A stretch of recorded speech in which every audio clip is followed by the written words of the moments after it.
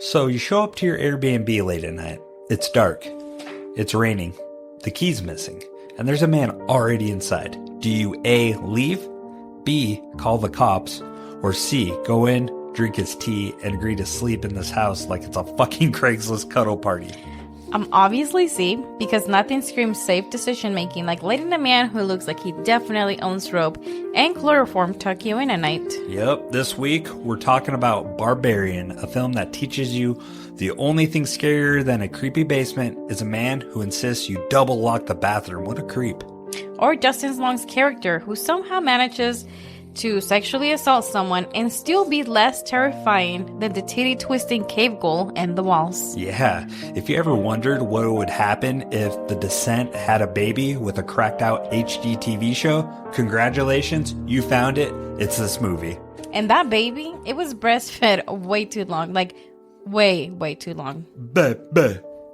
So grab your flashlight, cancel your Airbnb subscription, and for the love of all things holy, never follow a rope into a hole. This is Horror Cinema Obsession. Yeah, and don't follow a glory hole either. That's not good either.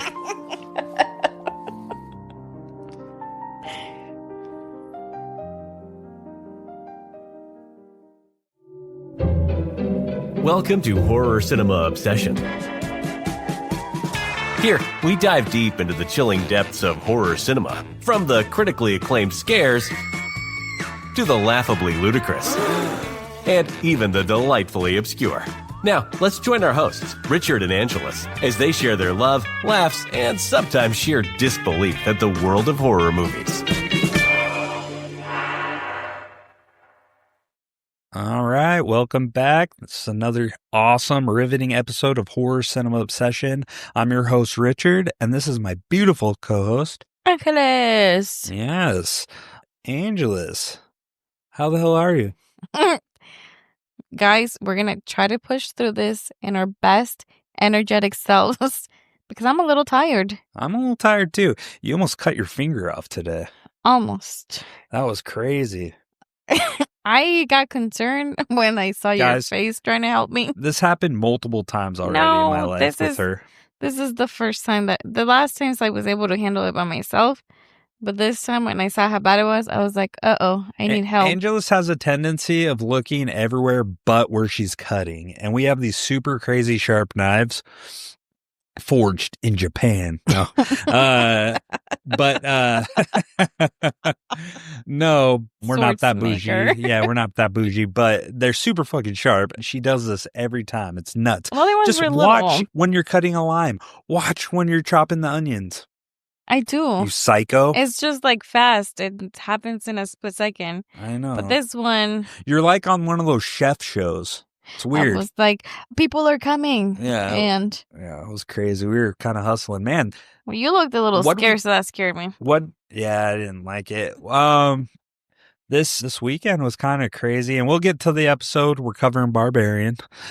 I'm excited about this.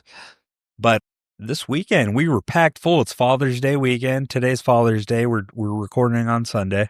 Happy Father's Day. Yeah, to all you deadbeat dads out there, we love you. Including you, Smokey, if you're listening. Love you, man. But no, we have that quinceañera from your family. Richard's first quinceañera. Yeah, that was something. That was fun. You had fun. I did. I enjoyed it. Everybody, it was Richard's first quinceañera with very, whole DJ thing and everything, and everyone wanted Richard to dance. Yeah, I wouldn't do it. Wouldn't put the sombrero on. You did not give up. Your grandma tried to pull me out, gave me a big, wet, sloppy kiss.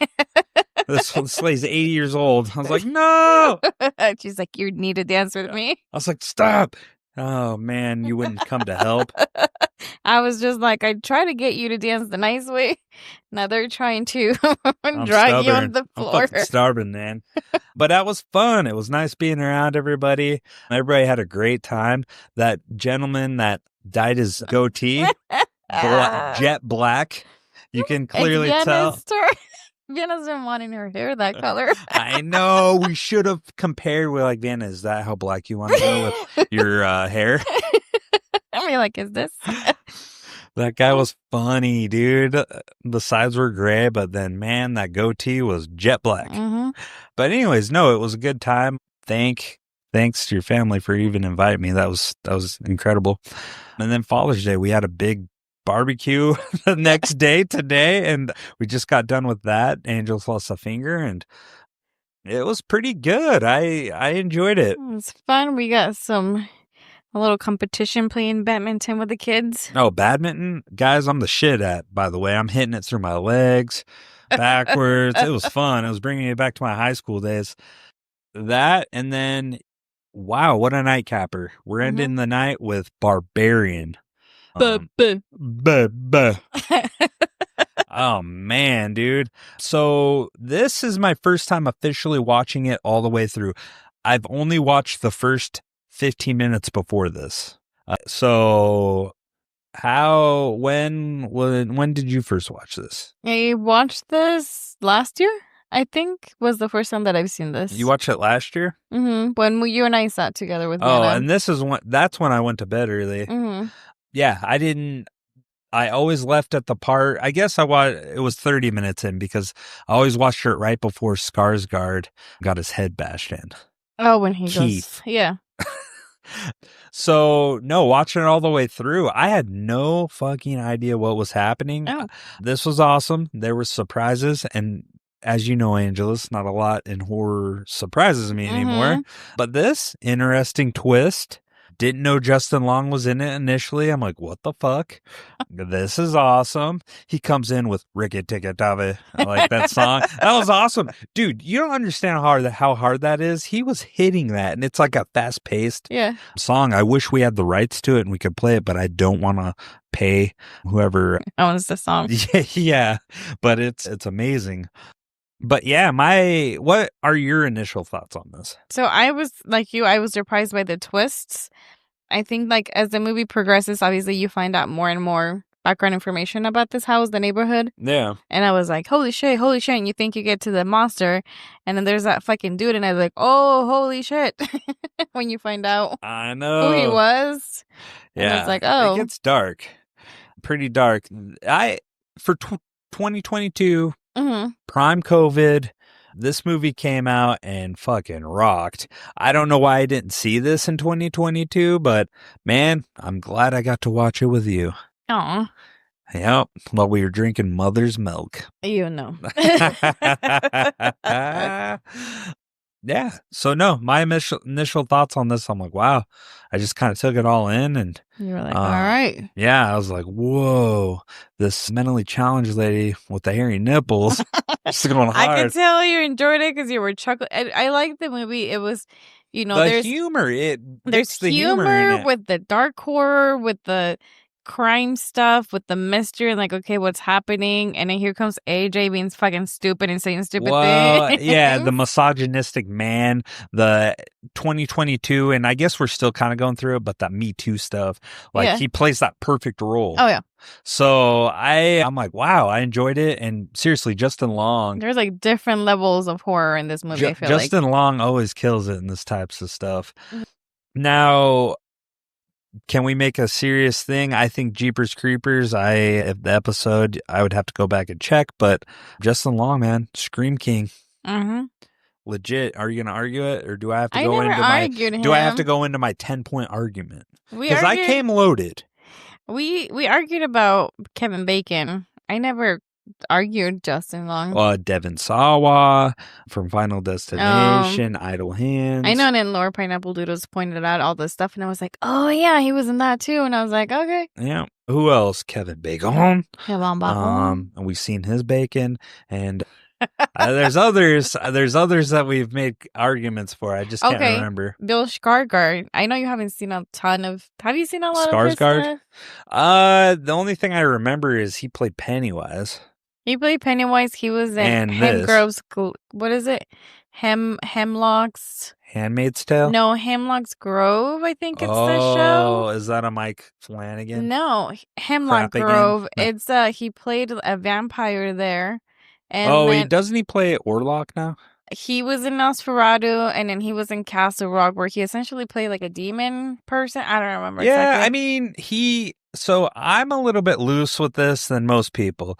If he's playing villains, I think he's one of the ultimate villains. And I guess you could put him in the Scream King category because he kind of specializes in it. And he was in, what's that last? He did the remake of Crow. The Crow. Oh, he's in that. He plays the lead. That's kind of like a horror noir comic book style kind of thing. Yeah, he did the lead on that. I never seen that. I haven't seen it yet. It just came out last year, I think. Yeah, I just remember the original one. I was kind of young.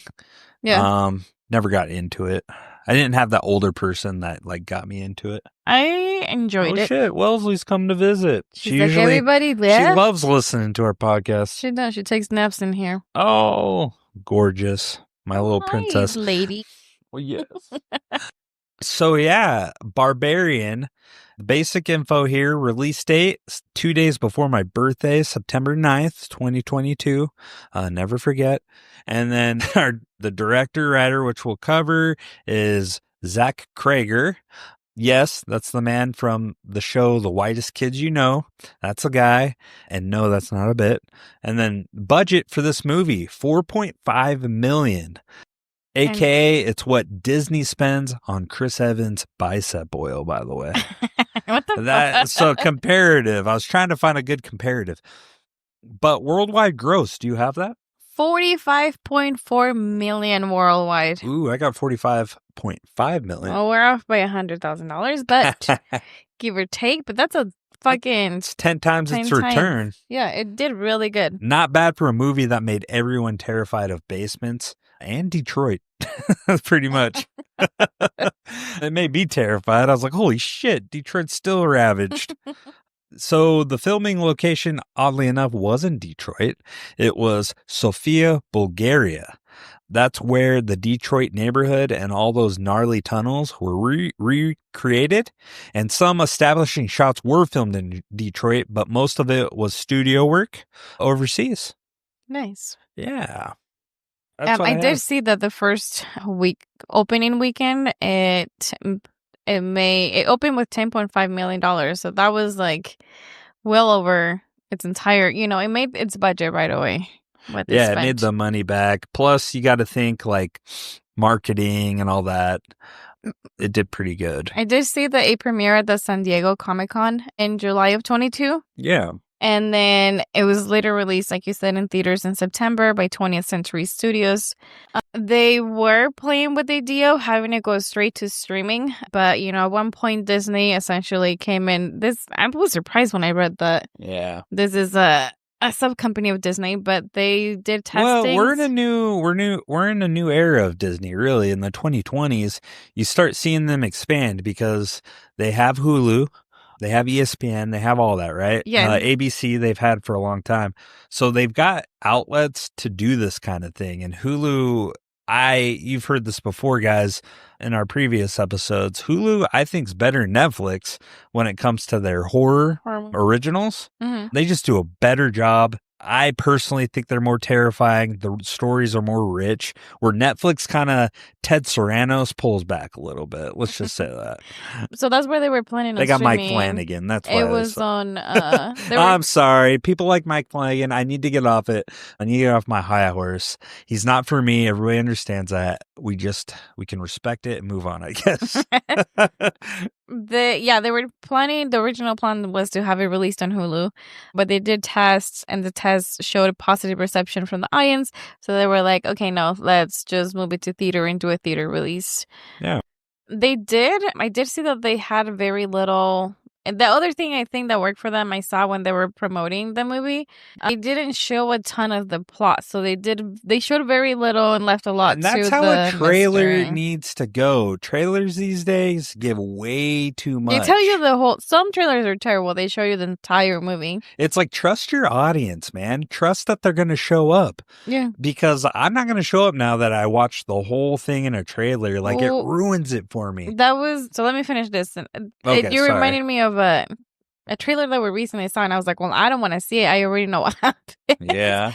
No, I did see that the movie did so well that in 2023 they announced they were going to make the movie into a video game adaptation. Oh, that and be it was cool. the same people that it's Diversion 3 Entertainment. They're the same people who work with Friday the 13th and Evil Dead video game adaptation. Dude, that's awesome. I need to get those games if they still I looked have up to see it. I haven't seen it. Doesn't show. I just found articles saying that they were. Dude, Vienna watches that on YouTube, like horror video games. Oh yeah. Isn't that weird? I feel like some people do. Yeah. I'd rather play. I tried finding to see if it was out, but I didn't find. I think it's still in the works. Oh, okay. Yeah, Thor. Dude, was it Novocaine was the one we seen pretty much the whole movie? No, the one I was talking about, I think it's called Drop. It was that trailer for that woman who goes on a date. She's like in a building or it always looks like the Space Needle to me. Eating in the restaurant there, like they're high up. They're in a high rise. They want her to kill her date and her kids are being held at ransom you can tell what happens because you see her driving and then at one point you see her fighting with the dude fighting for her kids. So you know she leaves. At one point she makes it alive out of the building. And you know the babysitter dies. Like yeah, and it's like, all right, nice. Thanks for the 20-second movie summary. That's not even popcorn entertainment to me either. I'm just like, you kind of ruined it. Yeah. Movies like that where you're really heavily suspense. Novocaine just got they showed you a lot, but I was still a little surprised by that. I mean, probably not you, but the ending when we saw his date that they kidnapped. Didn't surprise me. I called like, it. I seen it 1,000 yards away. Not bragging either. It's just they could have made it a little bit better. But no, just kind of tidy that up. Trailers, they get on my nerves. When we go see movies now, I'm not even stressed about like going and hurrying up to see trailers anymore. Before it used to be exciting. They'd pump you up and it was like great, leaving you anticipating. Now it's just like, oh great, I just watched whole movies in about 3 minutes a piece. Mm-hmm. They just cram a lot in there. I think they're more effective. I'm more intrigued when we've seen those that are like show mystery. You bits of scenes and then they end and they're like coming this and I'm like, ooh, tell me more. What else is gonna happen? What was that one where it was the lady in the black or whatever? Oh, in the black dress in the yard. They don't give you nothing in that trailer. I was like, that is awesome. I could watch that. And tell me, Lady in the Yard or whatever. It was crazy. Yeah. I do have some fun behind the scenes or facts about this that I kind of looked up. You know, this movie started as a writing exercise? No. The first 30 minutes were written as a test by Zach wanting to explore what would happen if a woman ignored every red flag she noticed. He didn't know where it was going. He just kept writing more uncomfortable tension until it needed a monster. Again, this guy is, and we'll cover him a little bit more, but he's heavily in comedy. So this being a horror and an incredible job for just being an exercise. Yeah, that's pretty interesting. Yeah. How some of those things can, just expand to a full-on project. Yeah, insane. Now, we will have a segment where I'm going to cover some nonsensical, it just doesn't make sense parts of the movie. Doesn't mean I don't enjoy it, but there are things I want to cover where it's like, that's not crystal clear. But before that, did you know Bill Skarsgård was a producer of this film? Did we already talk about that? I did say that on the ending credits. Yeah, he wasn't just Keith. He's an executive producer too. He wanted to subvert audience expectations by casting himself as a guy you think is the danger, but he isn't. So playing the red herring, and I'm going to be honest with you, I never thought he was the red herring. I thought he was a weirdo, and antisocial, and just lacked that kind of deal. But I never thought he was the red herring. Did you? I was like, it was weird that he was there. I think obviously the way he was acting at times being odd, it made me think a little bit. And then at the same time, I was like, ooh, is he the villain just because in past projects of his that I watched, he has been the villain or like a demon or like a bad guy? Yeah. Per se. So I was like, oh, that's cool. But I was like, oh, they're giving it away. But they don't fully come out and say, here's the bad guy. It pulls back and forth between him being the good guy or playing nice and just being, like you said, odd and just weird. Yeah. Yeah, I thought that was pretty cool. He did end up putting, for that $4.5 million, I think he put a lot of money up front to fund this. Yeah, I did see one of the producers had previously worked with him on it. on the movie. And so when they were working through production and all those issues that came up with trying to get someone interested in getting the movie, Yeah. the producer, he reached out to him and said, hey, here's this project. And so that's how they got Bill in here. So I thought it was pretty Interesting. cool in him. And then I did bring this up already. The neighborhood was recreated in Bulgaria. The entire street, house, and tunnel set were constructed. That's crazy to me. That's pretty cool because it looks very elaborate. And it looks huge on the movie. I don't know how big it was in reality. So everything you see underground was a built set. That's cool. Not a real location. So they did a phenomenal job making it look like you've been in a cave, and have you been in a mine before? I not in maybe when I was a kid. Okay, so I have, and it doesn't take much to make things, but you do have to have the structure look right. They did everything, man. They made this look incredible for being a set. Because it really does feel like it goes on and on and on forever. That was unreal. And then that block, that was an entire set. How do you do that? Like, oh yeah. Well, I guess the exterior shots were some real Detroit, but she's walking outside. She? That was kind of crazy. And then, did you know Justin Long didn't know what the movie was about? No. When he first signed on, he wasn't given a script, just a pitch. And what the pitch was is you play a guy who's been accused of rape and finds a tunnel under his Airbnb. And then he signed on immediately. He's like, fuck yes. He's like, yeah, let me do this thing that I know little to nothing about. And then you told me this, and I did my own little research. The part Justin Long plays of AJ was originally for Zac Efron. And Zac Efron was interested in it. Yeah. But I think at the time in 2022, he might have a year before played Ted Bundy on the Netflix movie. Was it around about that Bundy? time? I think it was. And in mind, it was Efron has that all-American golden boy look. Yeah. So casting him would have leaned even harder into the idea of weaponized charm. Because let's face it, he's a pretty charming dude. I look into his eyes and I'm like, oh my God. And now he has that surgical fucking jawline. Is that, he says he just did some exercises. That surgery, but I don't even care. That dude is that dude is fucking hot. I don't know how I feel about his new jaw. But anyways, a weaponized charm making his later behavior even more jarring. But Justin Long's casting played off his history in nice guy roles, like Jeepers Creepers, Accepted, Dodgeball. So watching him slowly reveal himself as a narcissistic creep adds a different kind of sting to it. So even in the car, you're kind of like not empathetic. He obviously did something bad and he's accused of something. Yeah. But even then, Justin Long just has that like appearance and he plays it really well. He's a good actor, obviously. And he plays it well the more you go. But the more you hang out with this guy on screen, the more and more he becomes a fucking piece of shit. I didn't really feel bad for him too much when he starts like opening his mouth and saying things, about his accusations at the start. And then like, you're like, oh shit, he's gonna die. That sucks. And then he opens his mouth and I'm like, you fucking asshole. I know. You deserve it if they come for you. One thing I did see, and I don't know if you saw this when you were doing your research. So the monster in the movie, we're gonna talk about her, the mother. Movements for the character were inspired by animals.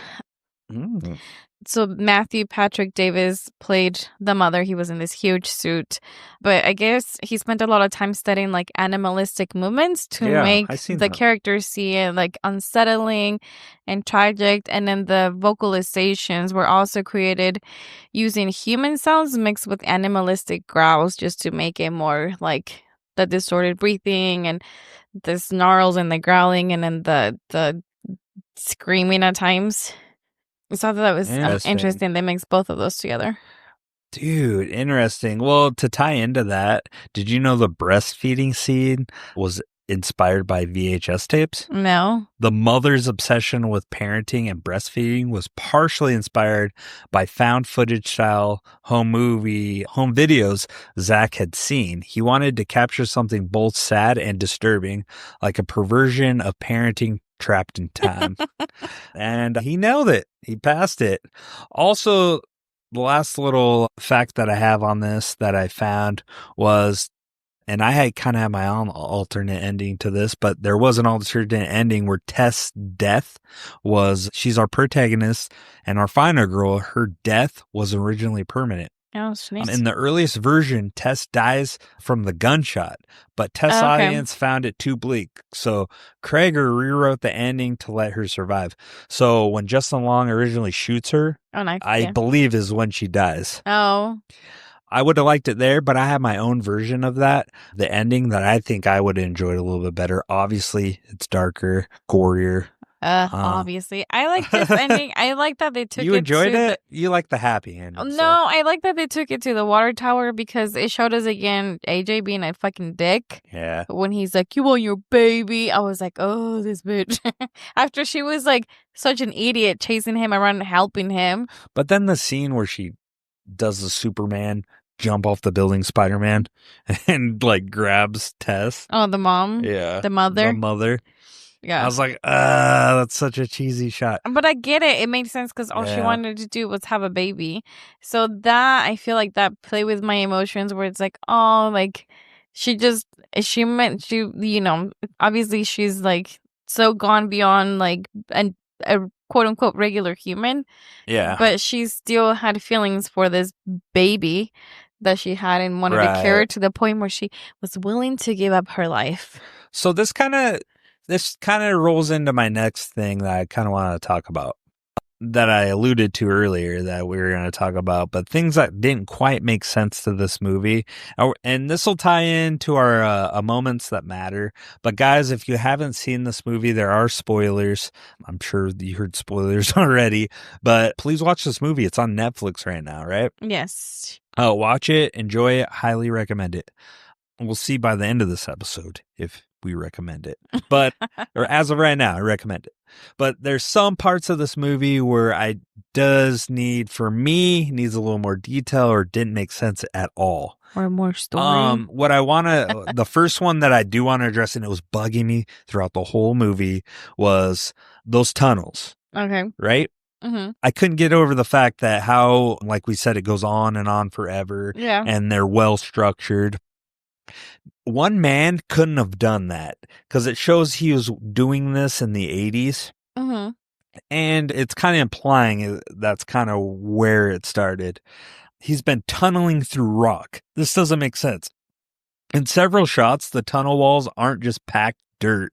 They clearly show exposed stone or concrete with sections that look hand chiseled or carved out.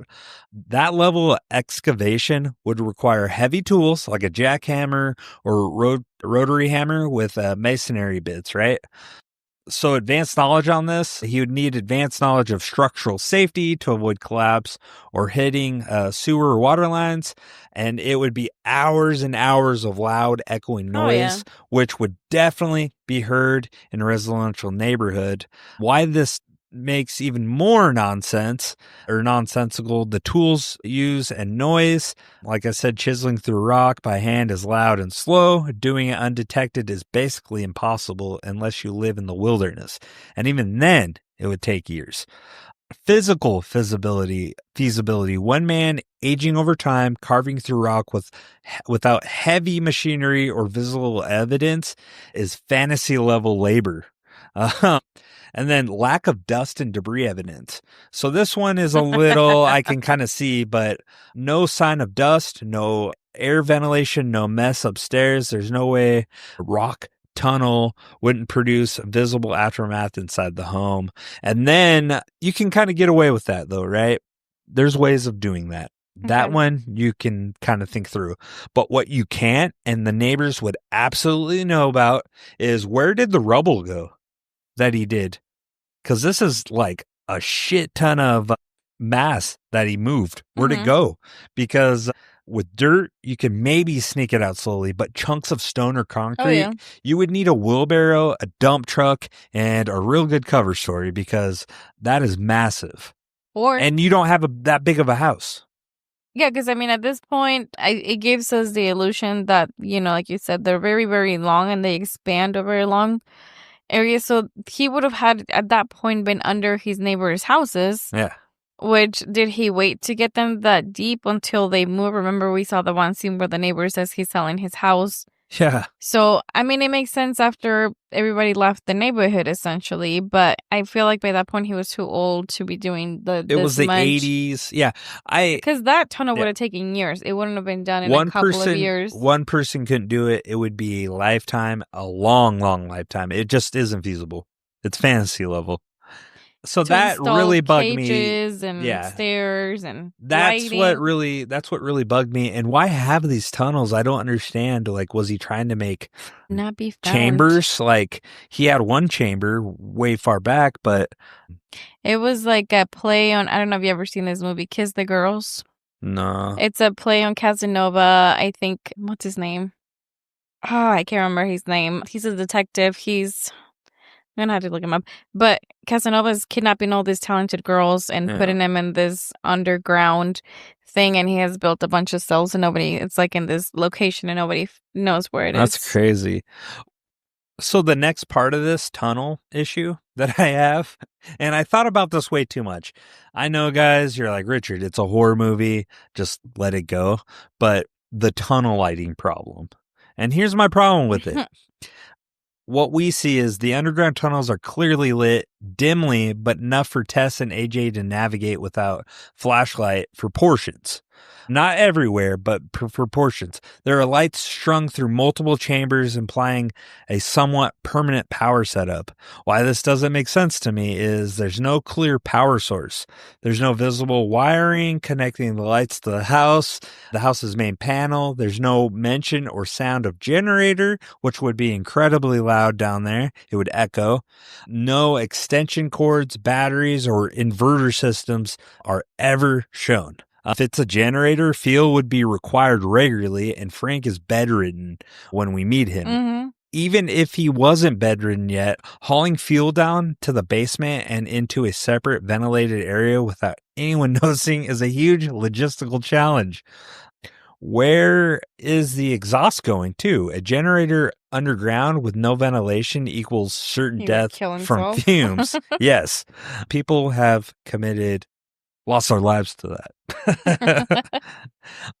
If it's house power, that would require illegal, unsafe wiring, likely visible or obvious from the main house. Over decades, that kind of makeshift wiring would pose serious fire hazards or get noticed during inspection if any happened. And then maintenance. Light bulbs die, wiring shorts, batteries corrode. Who's fixing that? Not bedridden Frank. Certainly not the inbred daughter. Is the tunnel self-healing now? Do you think he had an accomplice, maybe? If he did, they showed no signs of that. Maybe he's dead. Maybe the mother killed it. I think it was a one-man. So it was meant to be a one-person job. And then I only got a few more, so bear with me. The mass abduction problem. So Frank, it's implied he had mass abductions, right? Mm-hmm. Several from the VHS tapes he had. Yeah. So what it implies in the film, Frank abducted multiple women over the course of decades. He kept them alive long enough to impregnate them and horrifyingly breed generations of offspring. This was all happening while he built underground tunnels.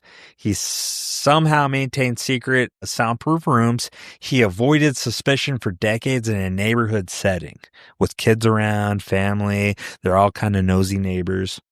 Why this doesn't make sense? Where are the missing person reports? Multiple women, potentially from the same area, going missing should have drawn law enforcement attention. Even if it's Detroit in decline, serial disappearances eventually spark investigation, especially when centralized near one house. Like within that neighborhood, yeah. Yes. And then containment versus construction.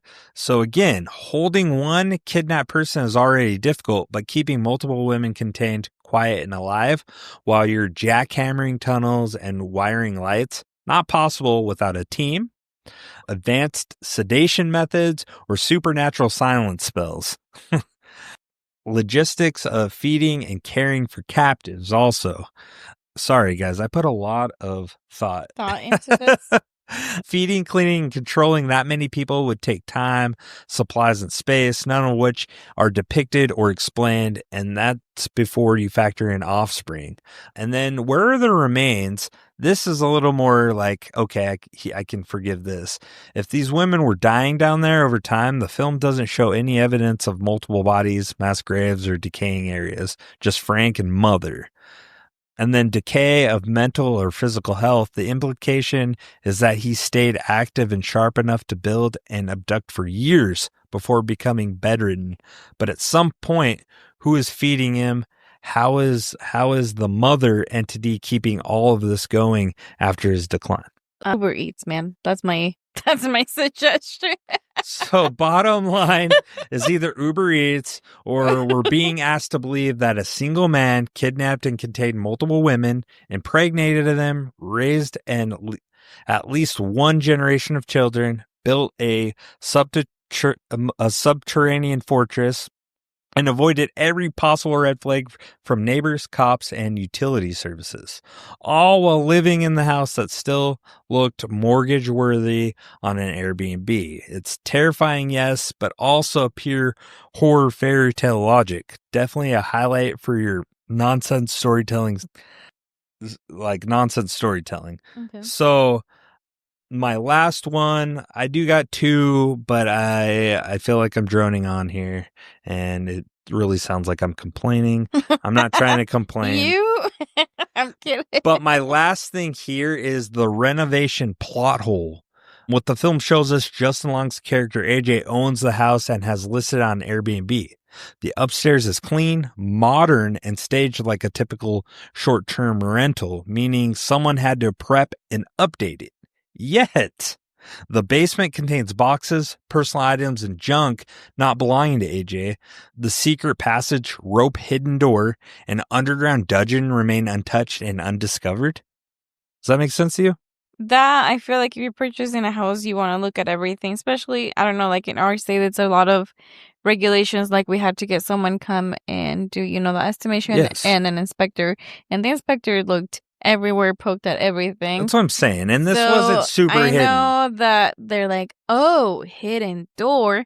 But like, when you bought the house, you would have known that there was a hidden door and underground tunnels. Why this makes no sense. No one opened the basement door. Any halfway decent renovation or staging team would inspect the entire house, including the basement. There was a rope sticking out. Yeah, the rope handle in the wall and the secret door are not hidden that well. No. They're not hidden at all. They're found with very little effort by Tess and by Tess and also by AJ. Mm-hmm. No inspector or contractor noticed this, even if the house was bought cheap.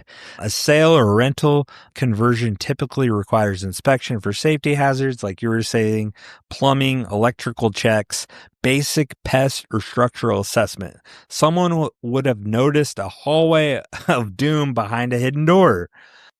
And then stuff in the basement doesn't belong to AJ. There are boxes and belongings that look old. That implies either AJ never cleared the place out before renting it, super unlikely for an Airbnb, or had contractors or cleaners go in. Somehow they missed literal torture tunnels. Mm-hmm. And then no weird smell or airflow issue. A rotting subterranean maze with a history of death, waste, and mildew would absolutely reek. There would be something.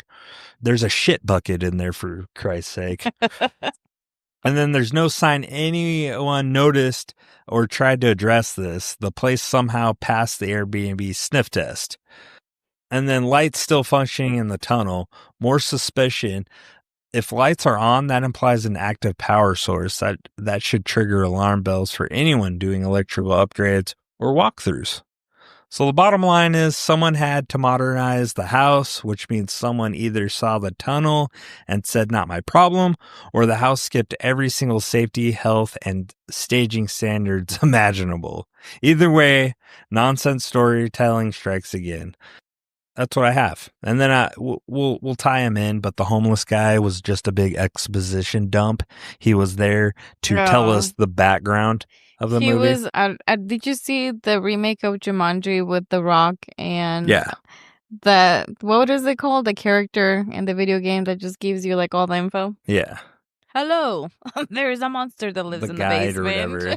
Yeah. Yes, it's like that. But yeah, I just hate when movies do this. You couldn't find a clever way to do this. Hey, it was a 4.5 million budget. The dude was an exposition dump, and then when you didn't need him anymore, conveniently, He died. Mother breaks through the wall and literally rips his arm off and kills him.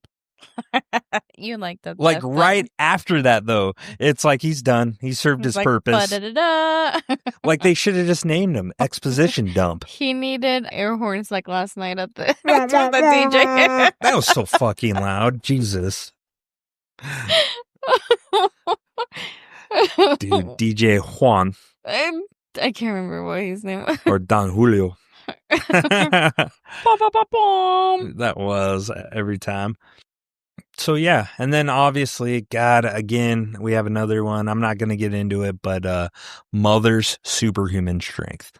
Oh. How the fuck did she's malnourished. She's in a cave. How is she eating this? people, man. But you're referring or inferring that inbred people are just have the strength of like 20 men that can survive anything.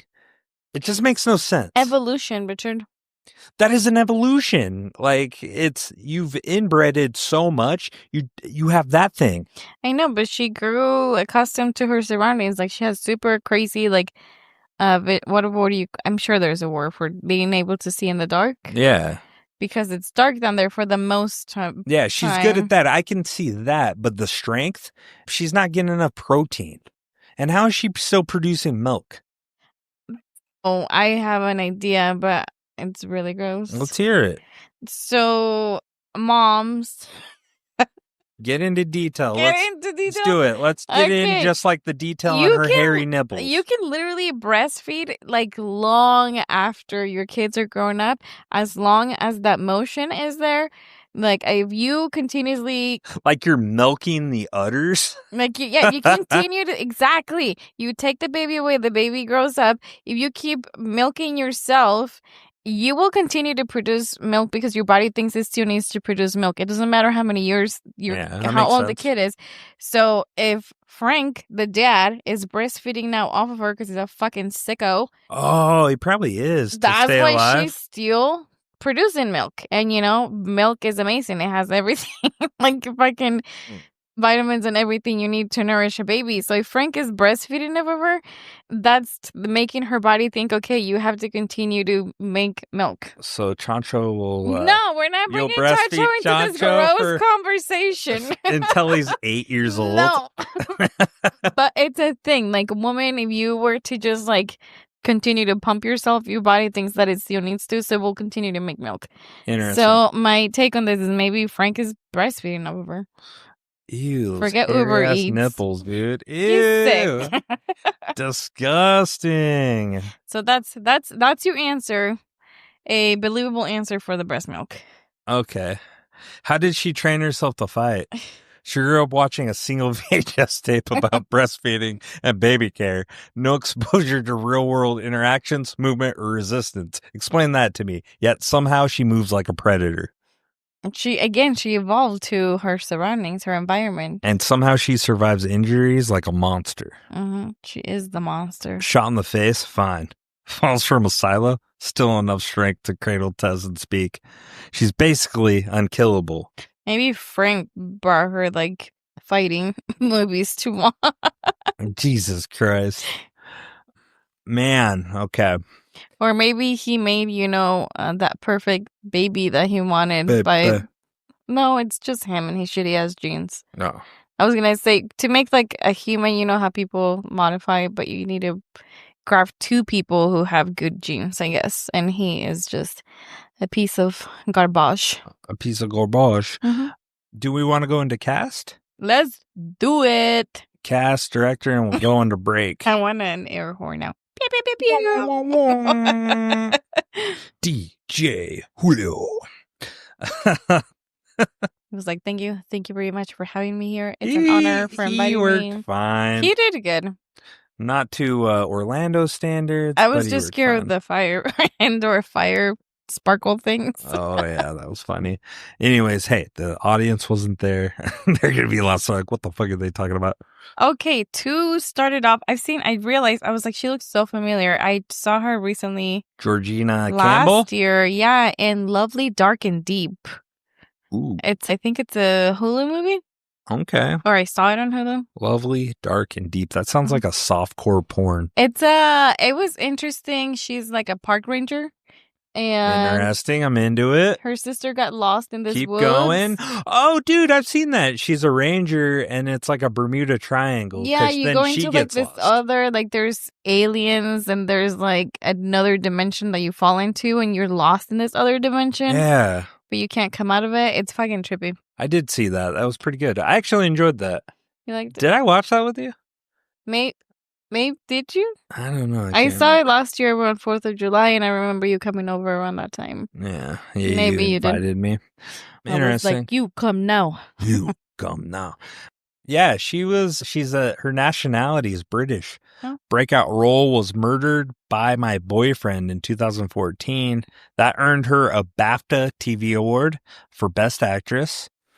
And then notable roles that I have is Krypton TV series. She played Lita Zod. Black Mirror season 4. Hang the DJ episode. Starred as Amy.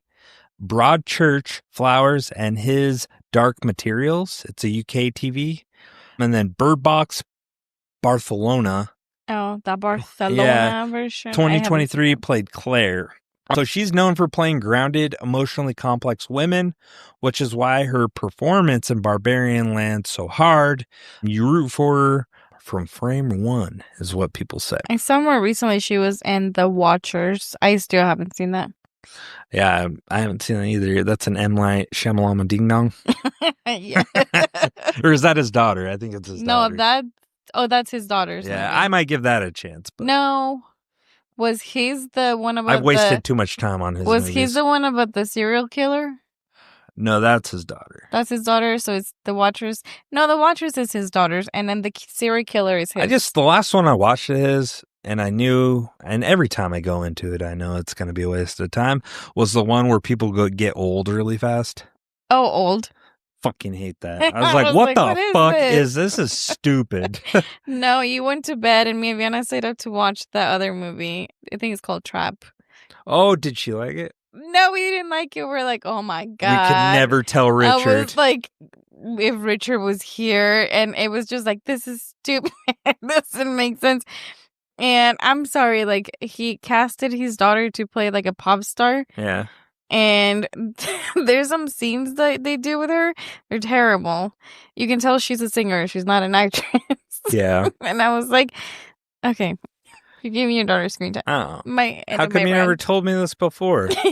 It was a secret. Breaking news. They finally own that M. Night Shyamalan is not their thing. I remember you guys berating me about that. Well, you used to go on this rant and you're like, oh, I fucking hate it. And we were like, pineapple.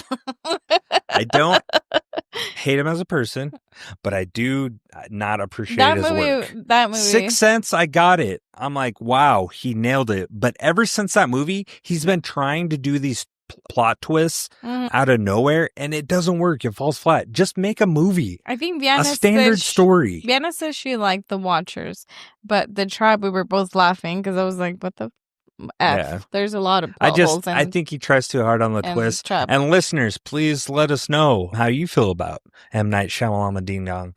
I personally don't like it, but if you like him, more power to you. Like I said, Sixth Sense was great. I think after that was not. I enjoyed Signs. I thought Signs was okay. I think his movies, it makes sense. Lady in the Water, not so good. Other horror creator, he makes films and mini shorts on Instagram. Horrible. What he calls them are cash grabs. His? No, not Shyamalan's whatever movies in specific, but he was talking about sequels and being cash grabs, some of them. Oh. Just because the first one did well, they're like, oh yeah, let's make more of these. Yeah. But I'm saying with his movies like The Trap and just trying to do this crazy plot twists that were bad, it was just a money grab. But yeah, it just didn't land. Anyways, I don't know how we got on that, but The Watchers. Oh, yeah. The Trap. And then we have Bill Skarsgård. He plays Keith. Mm-hmm. Again, his nationality, I didn't know this, Swedish. Mm-hmm. Known for Pennywise in It in 2017 and 19. God, it's already been that long since those movies came out. I remember seeing both of those movies with coworkers, actually. Other notable roles, you've already kind of covered it, but Hemlock Grove, that's a Netflix movie or series. Yeah, that was a pretty good show. He played Roman Godfrey. Mm-hmm. Castle Rock, Stephen King multiverse series. He plays the kid. Mm-hmm. I don't think I remember him. I don't know if I've seen Castle Rock. I know, I tried to get you and you were like, it's so slow. Deadpool 2, 2018. He plays Zeitgeist. He was in The Devil All the Time. John Wick, Chapter 4. He played Marquis Vincent de Gramont. Boy Kills World, which I want to see. Action It looked horror, pretty good. revenge flick.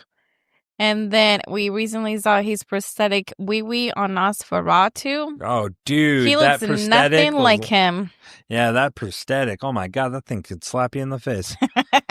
He's the son of actor Stellan Skarsgård. Yes, that's Bootstrap Bill from the Pirates of the Caribbean. Oh, really? That's his dad? Yeah. Oh, shit. And brother to Alexander Skarsgård, True Blood, and The Northman. Is he the more attractive one? Like, he's kind of like the me of Me and My Brother. Who, the other one? Yeah. I think they're both attractive. Oh, your face. Never mind. The other one's taller, I think. He looks taller. Okay.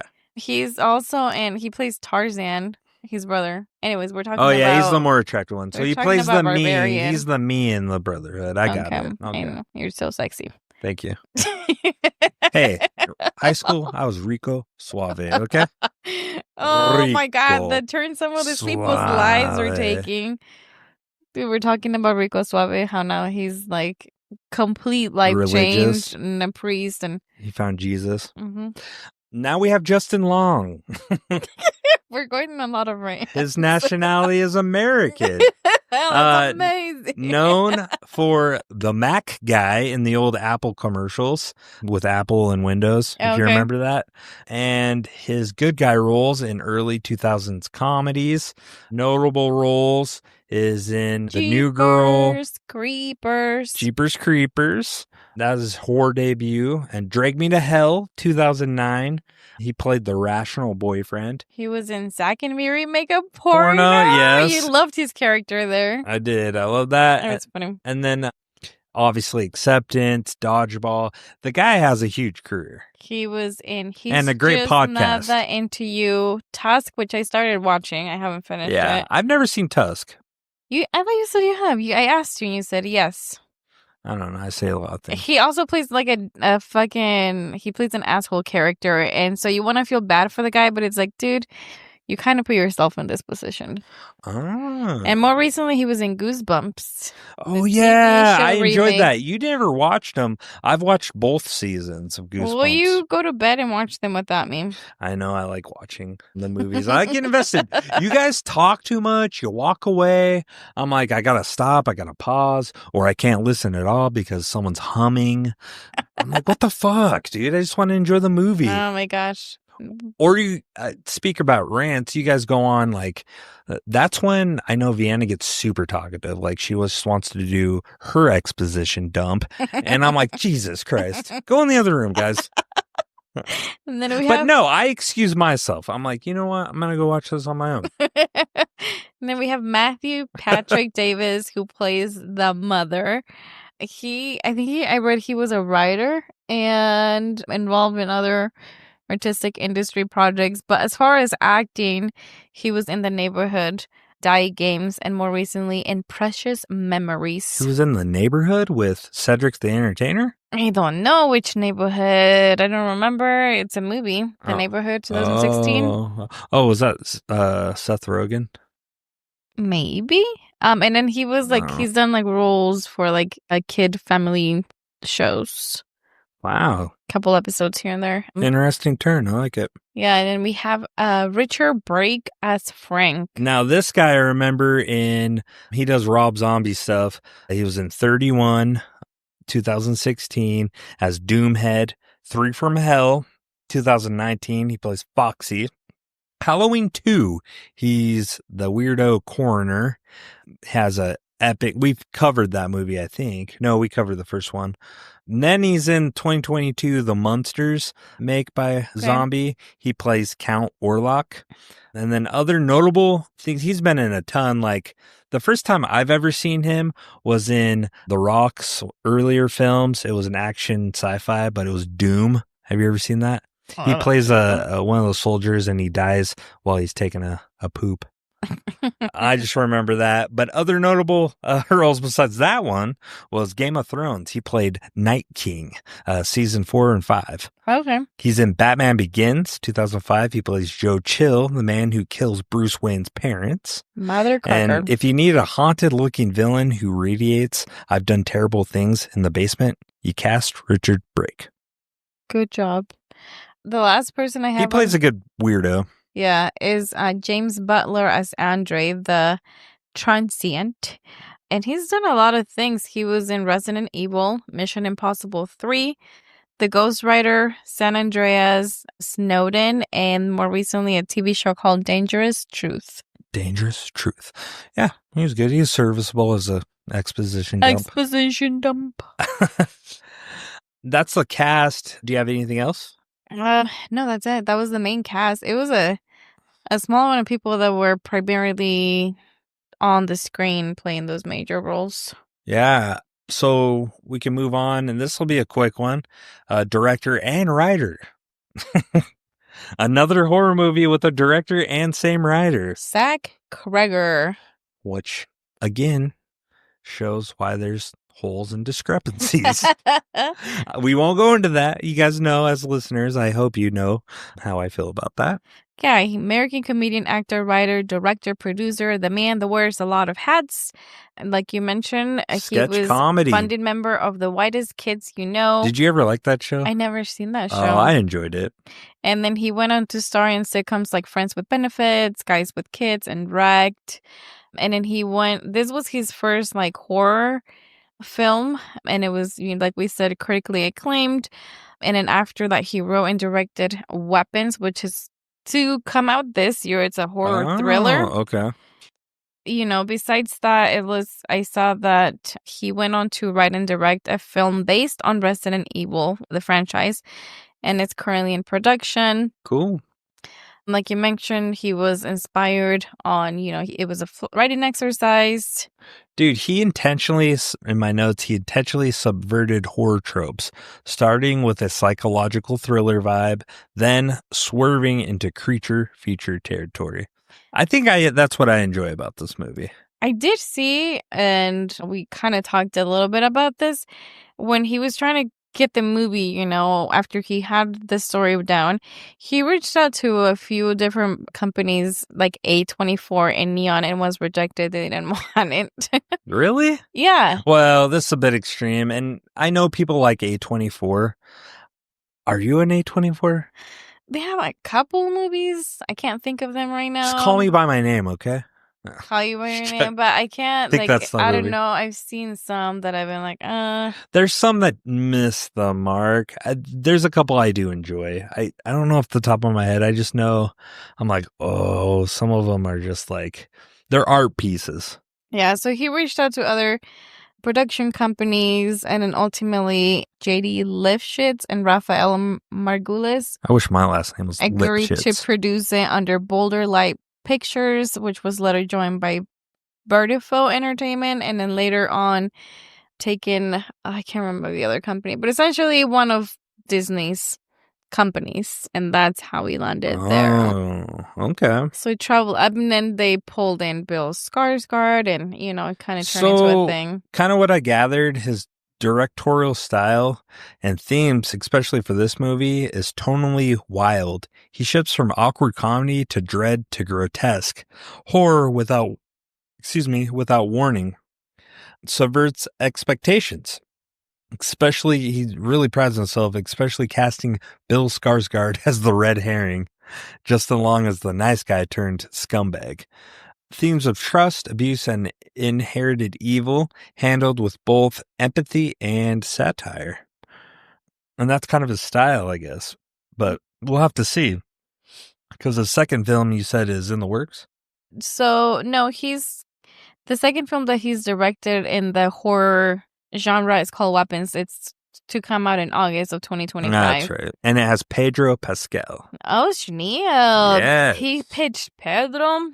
Yeah. And then, it looks like It says it's said to be totally in the vein of Magnolia, but still a horror film. So expect something massive, ambitious, and likely fucked up, is what the report says. Jesus. The reboot of Resident Evil, it says on titles, they don't have like an official name, but he's going to direct and write that one. And in Weapons, he wrote, directed, and produced. Directed and produced. Yeah. So he did everything for that one. So we'll see. We'll see how it turns out. Interesting. All right. Do you have anything else?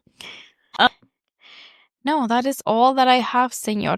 Okay, we're at the 1 hour mark. Do you want to take a quick commercial break? Mm-hmm. All right. We will be right back. Are you tired of overpriced skincare routines that don't include the bodily fluids of a feral tunnel woman? I'm sorry. What did you just say? Introducing Mother's Milk, the all-natural, free-range, calcium-rich miracle tonic directly extracted from the bosom of pure, unfiltered feral women. Oh my God, you said bosom. Why did you say bosom like that? Because it's nurturing, ancient, and timeless. And because it's squeezed fresh every night at 3 a.m. beneath a dilapidated Detroit duplex. Stop. No, absolutely not. You're telling me someone voluntarily drinks this? Yep, it's the top-selling beauty secret in the lower tunnel sector. And we've got flavors now. Original, chunky, and new rusty pipe vanilla. Ooh-wee. Chunky? Why would it be chunky? And why is there vanilla? What part of this screams flavor beverage? It doesn't scream. It moans softly from the shadows. Each bottle is lovingly suckled from our proprietary source, Mother, a tender soul who just wants to love, nourish, and bite if you misbehave. I'm calling CPS on the ad, on you, on everyone involved in this cursed product. Mother's Milk, because skincare should be personal. Really personal. Basement dwelling, night vision, why is this warm personal? I think something just moved inside the bottle.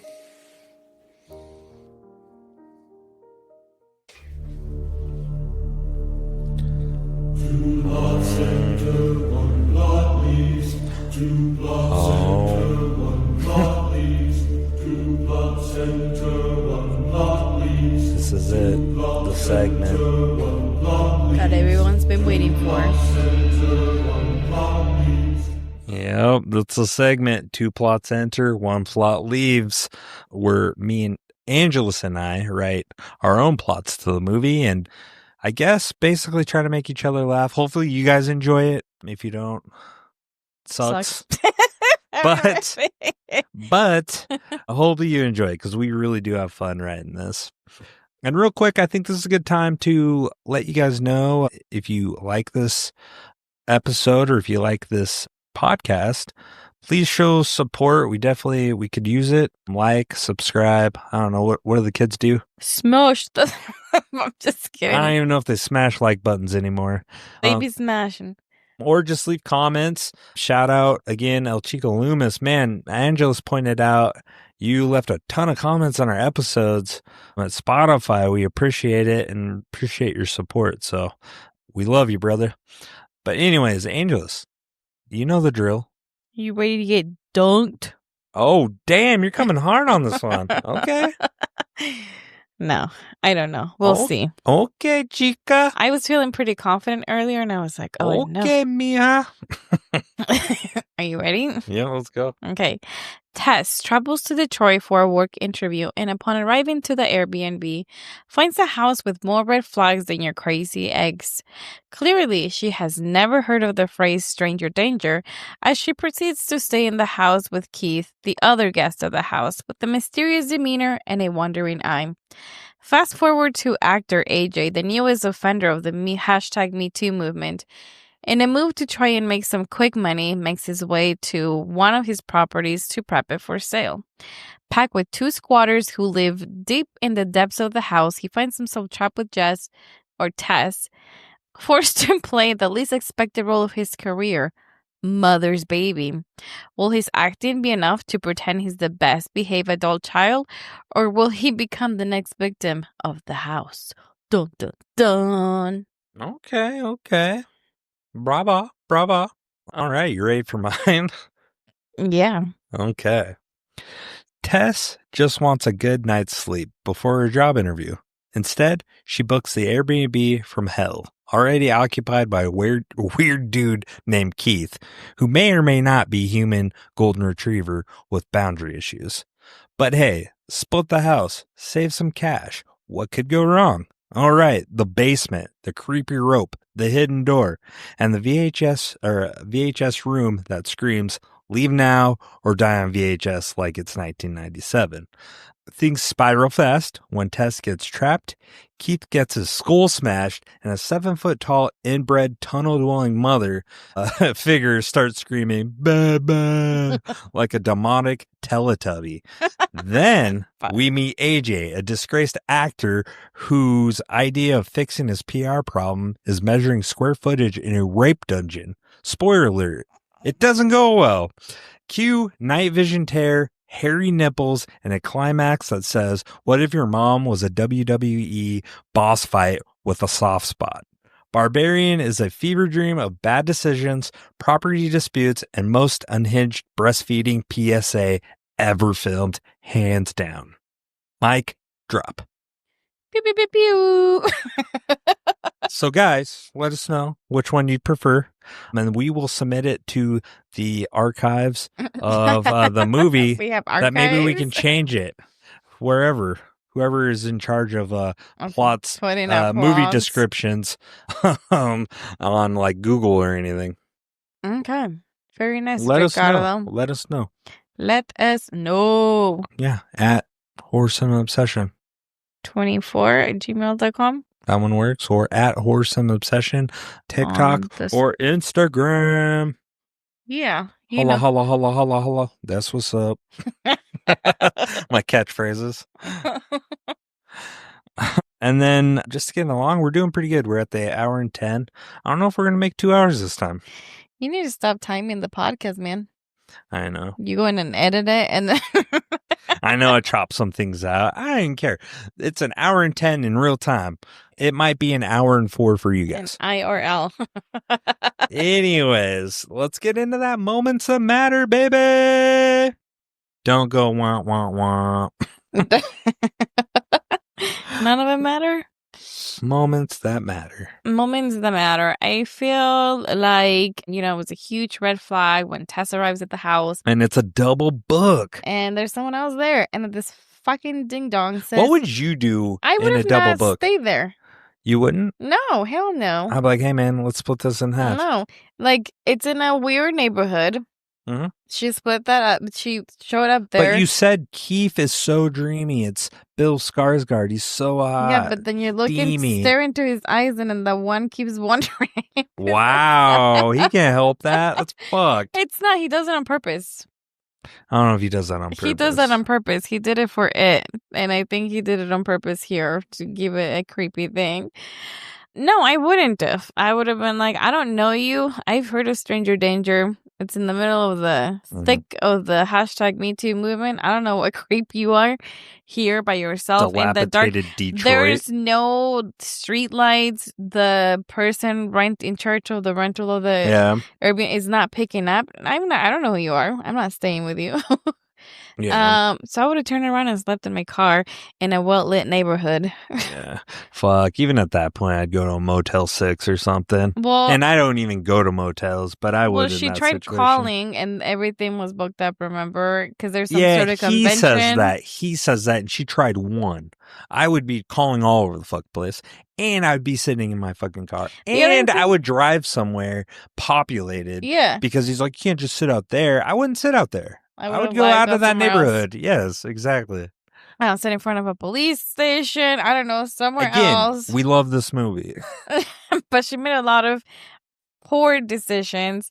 And if you're down there for a job interview, most likely the person interviewing you is paying for your travel expenses. So go get a fucking $300 hotel room somewhere nice. Yeah, and or just Anyways, anywhere. but yeah, so that was the first like huge red flag, and you're like, what the hell where is this movie going? Yeah, so you kind of, this is where I'm coming like, oh, okay, I see where it is. He's gonna keep her trapped. Yeah, never let her go. I'm going off the movie cover that you see where the movie poster is Tess standing on top of the stairs. Mm-hmm. So I'm thinking she's going to be held captive by, at this point, I guess by Bill. I don't know at the moment, but it quickly changes where I'm not convinced. I sniff it out pretty quick. Yeah, and then... But we do see Keith. I say Keith. He's trying to be, he's just awkward and weird, and he's trying to be nice. He makes her tea. She doesn't want to clearly drink it, and that's a smart move. And then, like the toothbrush scene, like Keith tries too hard to be considerate, which makes it worse. Like he wants to have a glass of wine because they left it there, but he's waiting awkwardly for her to come out from whatever she's doing with 2 glasses, and he's like, I want to open it, but I want you to see me open it because I don't want you to be scared. He's just like the over-explaining. And she's locking. That's the thing. This movie shows her being super overly cautious. With locking the door, which is great. Totally, if you're in that situation, do that. But then you see her slowly let her guard down. Mm-hmm. And I don't think when she goes to bed, Keith locks the door. It doesn't look like it because it opens. Yeah. Yeah, so they come to the agreement that, it's best to stay in the same house for the night. They kind of fall in love. Or they like each other. You can tell there's a spark. Chemistry. There's a spark because she's talking about the movie. She's trying to join the director, the interview, and he's like, oh, I do stuff that's kind of with the movie, what the movie's about. No, he's a part of a group of people that are buying the lion tamers. Houses in that neighborhood and like remodeling to try to like bring life back to the neighborhood, and she's doing a documentary on Detroit in that neighborhood. Yeah. So he's like, you should interview me.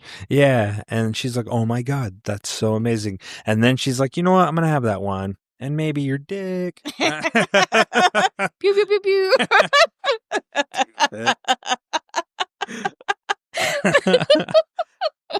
And he's over explaining because she's like washing the sheets for the bed, and he's like, it's gonna take an hour to dry and we can just sit here and drink. Yep. Maybe you'll get drunk enough and let me, and we fuck. That's what that dude was thinking. He was very respectful. He's but they on end the couch. Up, and then it shows them having a good time, and they forget all about the laundry because it shows the laundry stopped. Oh, yeah. So, yeah, they're just kind of hanging out. They finally go to bed, and then this is where a little later, Keith is on the couch. He's having a nightmare. He's like, oh. Night terror is like richer. Oh. I could totally act it out. And then Tess wakes up because she hears the door crack open. She thinks it's Keith, and it's not Keith. It's the basement dweller that comes up. We don't know this yet. So that's kind of where I'm like, But that's where I wasn't convinced because Keith was sleeping and having nightmares, but he was horribly acting the nightmare. But she ends up doing the creepy shit too, though. She goes over him and starts staring at him. Isn't that weird? Yeah. And he's like, what the fuck? Get the fuck out of here. She taps him and she's like, are you okay? He's like, no, you're over in my... He acted accordingly because I would do the same thing. I'm like, what the fuck? Get the fuck out of here. And she's like, did you open my door? He's like, no. What the fuck? No. Yeah, she's like, oh, okay, are you sure? He's like, yes. You weirdo. So it's the next day. He leaves her a sweet letter, right? I had a really good time. No, he just tells her he's out running errands, and then for her to leave that key in the key box so they both have access to the house. But he had a really good time last night. Oh, okay. I think that's what it's in. She's like, and she smiled. She's like, oh my God, Keith likes me. It's amazing. Yeah. So then she goes to her job interview, does that thing. It looks like she nailed the job. And then at the end, you see an interesting interaction with the director and her. She's like, oh, where are you staying? And she's like, what was it? That she tells her the neighborhood. Muirlock or Hemlock or some shit. And she's like, whoa. Brightmoor. Something. She's like, get out of there. That is not a place you want to be. And she's like, no, it's fine. I have a roommate, Keith, that she doesn't even know. Yeah, but he's the roommate. And she's like, okay. Yeah, she's like, wow, seriously. Toodaloo. That right there tells you. I would be like, oh, maybe I should get out of there. But she heads back. And this is go ahead. No, I was going to say the thing too, because, she goes to her interview. She comes back. Before she goes to the interview, she walks out and she sees what the neighborhood looks like in daylight. Because when she arrived, it was nighttime, so she couldn't really see. But everything is like abandoned, boarded up, destroyed, spray painted. You mentioned when they're doing like a full pan of the neighborhood. Yeah, when they pan through the house across the street, it says "Death from Below." Yeah, so that's kind of giving you a clue. Yeah. So yeah, with that, I wouldn't know. Even if the house is remodeled, I don't know. Like, I don't think that I would have been like super comfortable staying another night in a place. No, like I would have definitely found the next day. I would have found instead something. of coming back from her interview, I would have gone to find hotels. Yeah, but so when she does get back, this is the first one. It was kind of unsettling for me. The scary, in a distance. I love this shot. In a distance, she gets out of her car, doesn't notice it. He's in the background. There's a man, a gentleman, or a figure running towards her. Then starts yelling, and she quickly is running to the door, and she's hurrying to get the key out of the lockbox. Yeah. And by this time, the guy's getting super close. You see it. That anxiety right there and anticipation's nuts. Oh, yeah. And he's yelling. He's telling her to get out of the house and stay out of the house. He's like, hey, girl. Yeah. And again, in those situations, that trope, it's always like, you can handle that so much fucking better, man. Just like, hey, by the way, maybe you shouldn't be in that house. There's a weirdo. Instead of coming hot screaming. Exactly. Like, there's ways to go about it, and they always choose the creepiest, scariest ways to approach someone. So, but she gets inside. She's terrified, calls the cops. They don't give a fuck. They're understaffed. There's no one to go help her. And then this is when she makes her way down to the basement. She's looking for toilet paper. Yeah. And she goes down there, and the door that leads to the basement upstairs shuts on her, and it locks from the inside of the house. So she's locked down there. She's looking around, trying to figure out how to get out. There's like that small little window in the basement, but she can't open it alone. So while she's down there, she finds that rope on the wall. Mm-hmm. And then pulls and pulls and pulls. And then this magic door from the wall opens, and there's tunnels underground. Would you pull on that rope? I know. I would. Of course you I fucking would. I'm like, what? Secret tunnel? No you way. would have been like, Angeles, come on. And I would have been like, we're moving. The Airbnb we stayed next month, if it doesn't have a dungeon, I'm going to be severely disappointed. I hope it doesn't have a dungeon. I hope it does, dude. That would be so awesome. What if it turns into a VR test and then they have cameras and they watch us and they fuck with us? I don't care. You don't care. I don't care. That's some entertainment right there. And you know what? If they want to see my ugly naked body, by all means, take it. Take it. Whatever you do with it, I don't care. Just please blur my face. Smart the first time she looked in there and it was all dark, and she's like, nope. And she goes and she sits on the stairs waiting for Keith to come back, and then she looks at the lamp down there, grabs a mirror, so she points it to where it's reflecting off of the mirror and it lights the tunnel a little bit. Yeah. And then she goes in there and she makes it to where she finds a bedroom, and there's a gross bed frame with a mattress and a camera. A stained mattress. There he goes. Yeah, and a camera. And then she turns around, and that's as far as she goes. Keith gets home, and he can't get in because she has the key with her when she freaked out and ran in there. Yeah. And she's yelling through the window in the basement, so he helps her get out of there. She's freaking out, telling him about the basement, and he doesn't believe her. So he goes down there to check it out, and he doesn't come back. So she's waiting and waiting, because at that point she's ready to leave the house. So this and is the he next creepy convinces thing. her to stay at least until he comes back from checking, because he wants to go check.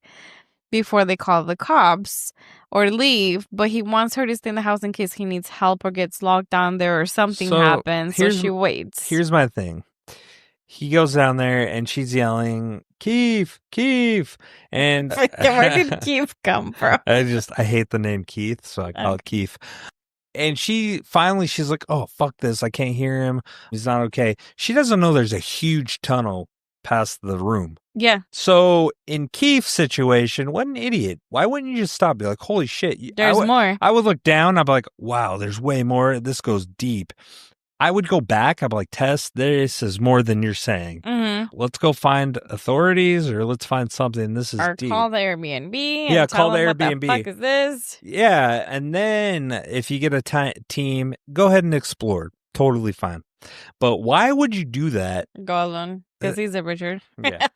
Yeah, I won't lie. I'd probably be like, holy shit. But I would still go to the store. I'd come equipped, though. I'd go to the utility store, like a Home Depot. I'd get flashlights. I'd get everything I need. And then I'd go in and start exploring. If I figured it was going way deep, I'd be like, oh, I need some equipment here. Yeah. I wouldn't have gone down there by myself that far deep. Yeah. Anyways, he does, and Tess is screaming, Keith, come back, Keith.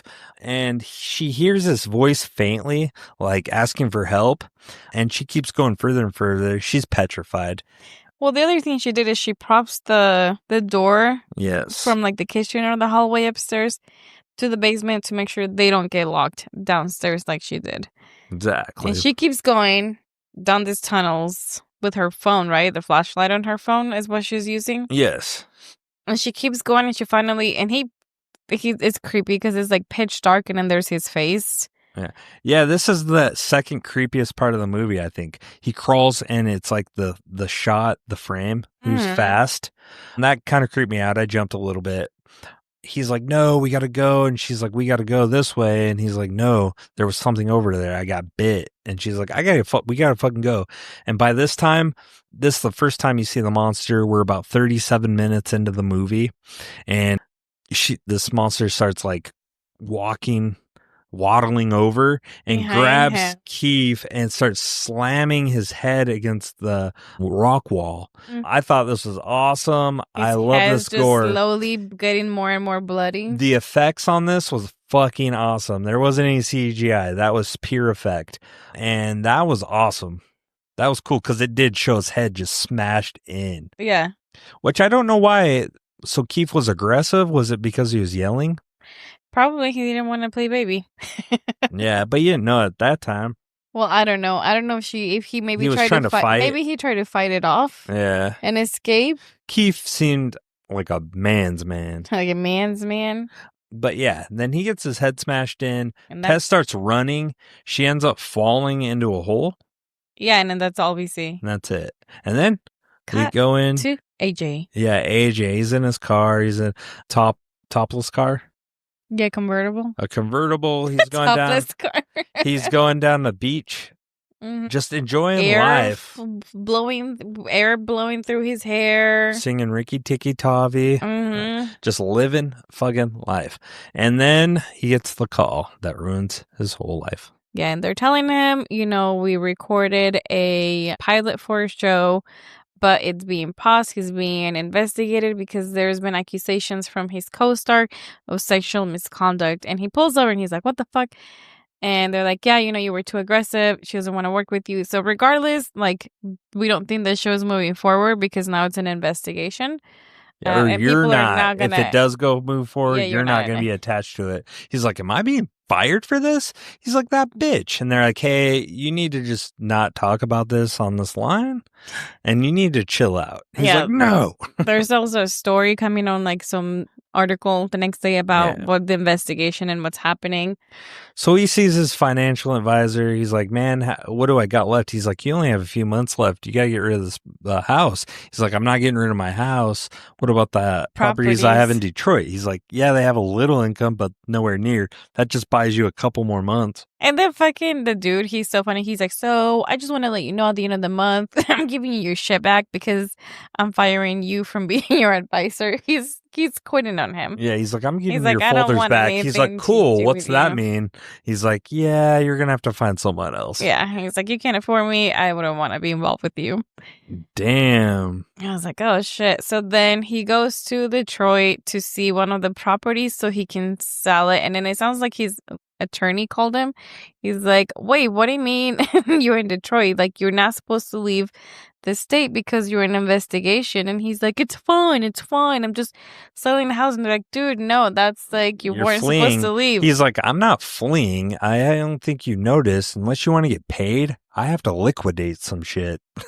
That's why I'm here. Yeah. So he shows up to like the offices where they have the keys for the Airbnb, and then he makes it to the house. And when he gets there, he clearly sees that Tess and Keith's stuff, like their bags, are left behind. Mm-hmm. So he calls back the management like office, and they're like, no one's been there for 2 weeks, so there should be no stuff. And what about cleaning? And they're like, well, no one cleans unless there's like it's been rented out, so they go and clean it right before. Yeah.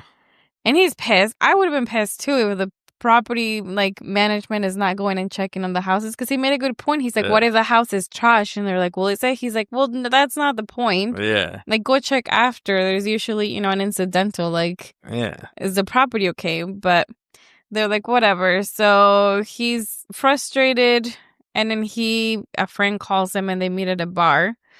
And they meet up, and the friend's like, dude, just tell me the truth about, the accusations. Like, are they real or not? And this is where he admits that he was being a fucking asshole. And he's like, admits to essentially having been aggressive with the co-star. He's like, at first, she just took some convincing. Yeah. So that's him admitting to the fault. Yeah. That's 100% he raped her. Yeah. So She wanted it after that. Okay. So you're like, okay, you are like definitely an asshole if you still don't see what you did wrong. But when he gets back to the house, he does the thing that they told him not to do. His lawyer says do not contact her. Calls her, leaves her a voicemail of him being drunk, apologizing for blah, blah, blah, blah, blah. He's like, different versions of the same thing. But he goes to bed and we think something's going to happen. But he wakes up alive in the house.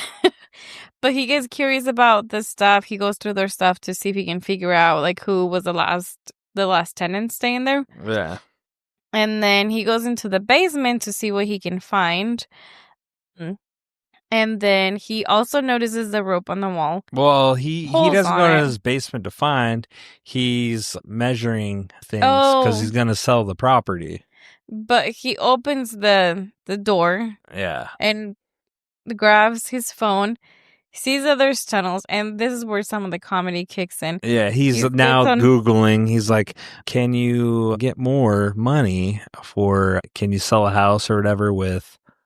Can you add extra space to the property? And then there's like some caveat that he finds around to where he can make it work. Yeah. And he's like, oh, hell yeah. Yeah. Oh, hell yeah. Excited about it. So he does this little skit where he goes in, he grabs like measuring tape. And he's just going around measuring. He walks past the bedroom that we saw the bed with the camera. He's not even fazed by it. He's like, no. He's looking. He's like, just thinking of the fucking money. Yeah, and then he starts measuring the room. And he opens the... Doesn't care there's a shit bucket, a camera, blood. No. And then he opens the second door, and he's like, there's more. Yeah, he's like, holy shit. Going. He just starts measuring even more. And then this is where it starts getting creepy, and you can see that this guy is just like very concerned about him, and, trying to get money and just kind of try to keep his living situation going. He finds the room with a TV on, and it's the VHS video of a lady giving breastfeeding classes. And he's like, what the fuck? And he's here when he's measuring tape, it like gets yanked. Yeah. And that freaks him out. So he's like, okay, maybe things are not as normal and just casual as he thought it was. That he was just going on a stroll down there to measure. Yeah, there's someone down there. Yeah, and so he finally decides to run after this. There's that yank incident that happens with the tape.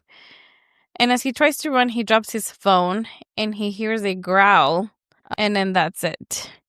And then we Well, he have... starts running and then he falls in the hole where Tess is. I thought he heard a growl and that was it. But maybe No, I'm he wrong. ran and he fell down. And then all of a sudden the cage. And he's like, what the fuck? What the fuck? And then Tess comes out of the dark. She's like, hey, be quiet.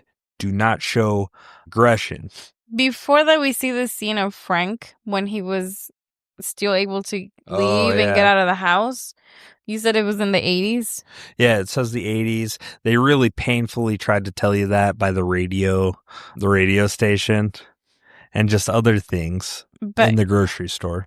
We see him, he goes to like a grocery store. He buys a lot of baby stuff. He says that the baby's not born yet. It's going to be a in-home birth and he's going to be helping. Yeah. And she's like, oh, honey, I'll help you out, you poor thing. And grabs them latex, plastic sheets. Yeah, diapers. Yeah, all the nasty shit that he's going to do.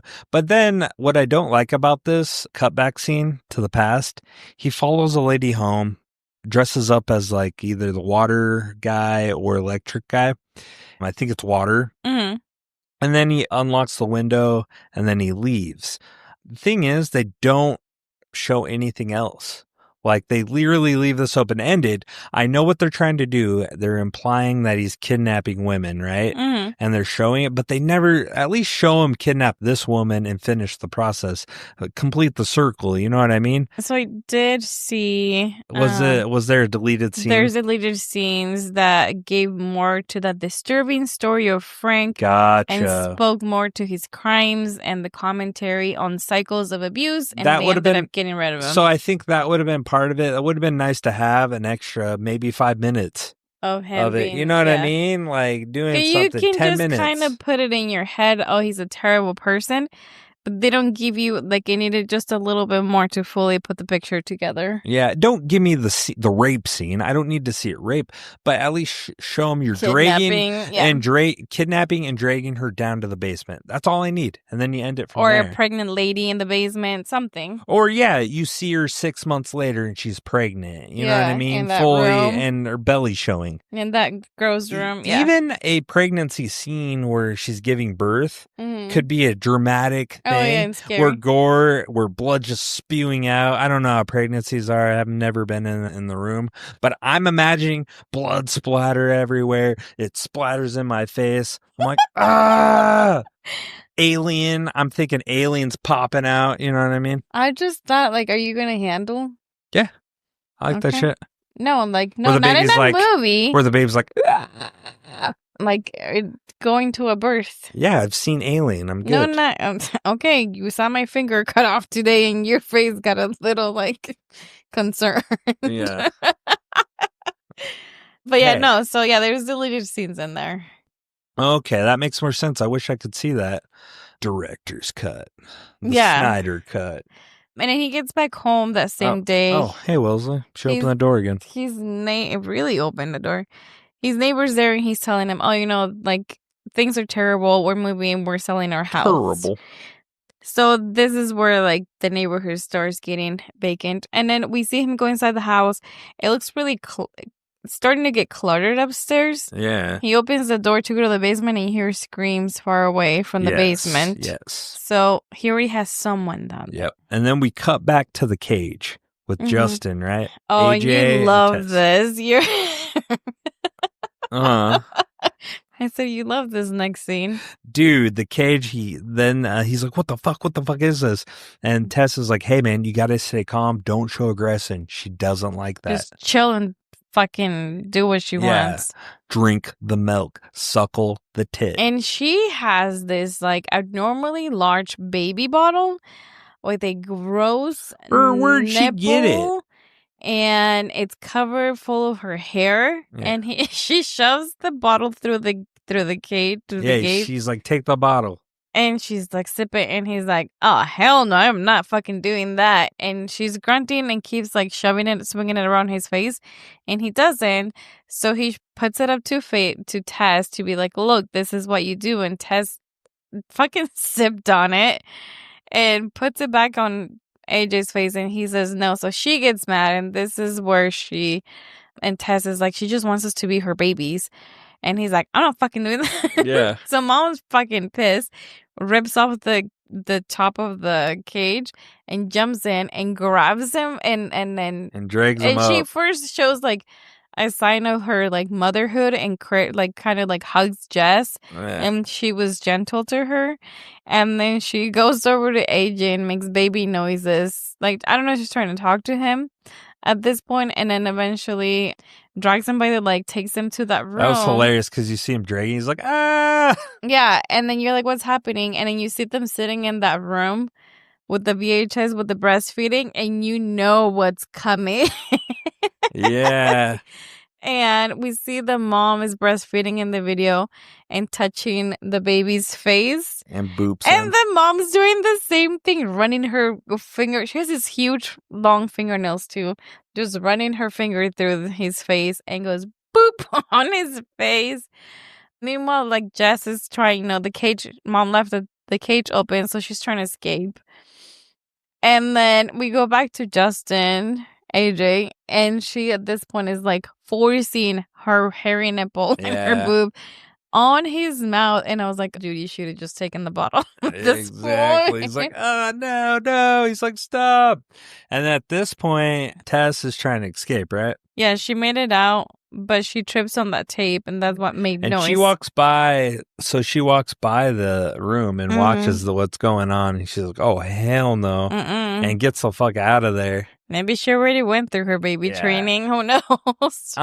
But she gets up to the basement area, still can't get out because the door shut. The door shut. And then the window starts banging on the window, and then the homeless guy shows back up, breaks the window, and starts dragging her out. At this time, the mother knows Tess is trying to escape, so she's up there, and then you see the mother in the window trying to grab her. Oh, yeah, right as her legs. I thought she was going to get her. Drag her back. Yeah, her arms just stick on, and she's like, oh, sad because her baby. Yeah, and the homeless guy's like, hey, man, you need to get out of here.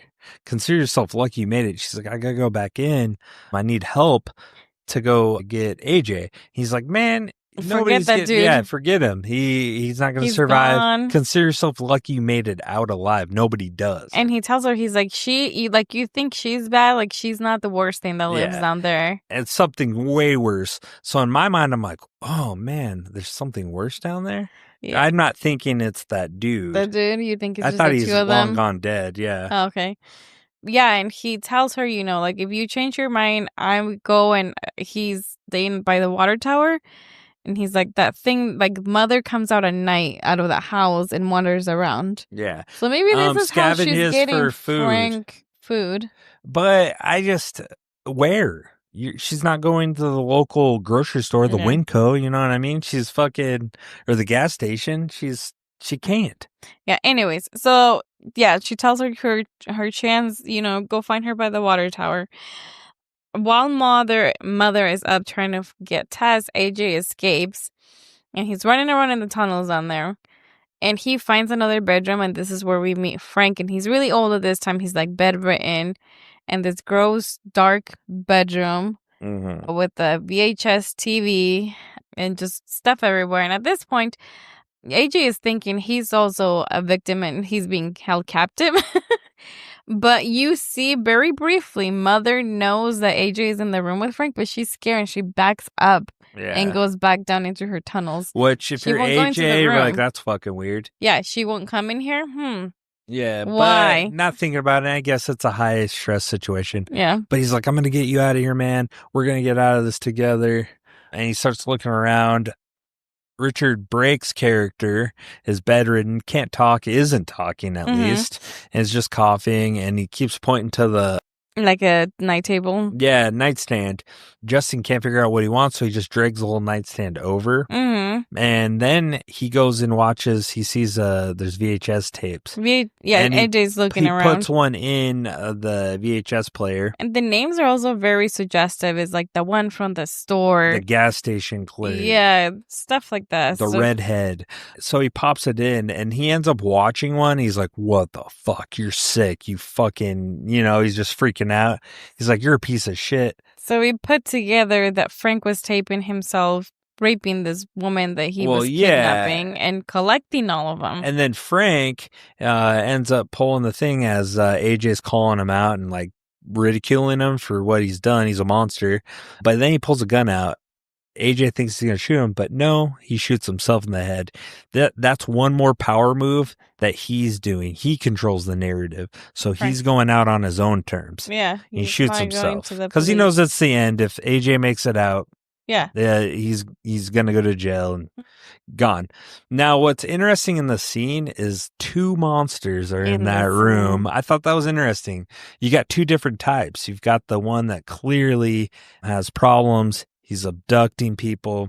He's kind of that old school. Next level. A weirdo. And then you have AJ, who's a weirdo, but he's kind of modern day villain where he... Position of power, taking advantage of other people in his wants position. to be good. Yeah. I think he has moments of being good, but he can't. Like, he always makes mistakes and does stupid shit where it is kind of his flaw.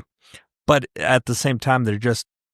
I thought it was too interesting how this guy was judging him, but in reality, like you're also, he's kind of doing the same shit. Yeah. Exactly. Just in different ways. Mm-hmm. I thought that was interesting, and I think the director did that on purpose, and that was creative for me. That piqued my interest. Okay. It wasn't, I think it was more effective this way rather than being Tess, who was clearly a victim in the situation. Because Frank couldn't do anything to her where you would kind of expect Frank to take advantage of it at that point. You know what I mean? Yeah. But at that point, Tess would have just killed him and the story went further. So I thought this was a genius move. Yeah. And then while this is happening, Jess did call the police. They came, but she's all dirtied up and she's been running around and they think she's another... Yeah, they're like, you just need to go and But you know what? You can look at her teeth and they're white. So it's like, she's not a crackhead, you idiots. Like, that's not believable to me. I've seen enough meth heads and drug addicts. Their teeth are fucked up.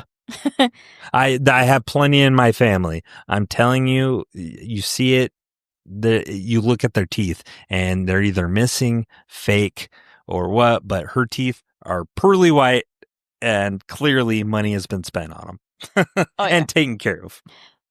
And the other thing, because it's a rental, they're like, oh, should they finally like, I don't know if it's just to give her the time and day. They do follow her to the house and the house is locked. And they're like, well, this is not even your house. You don't live here. So we can't go in the house.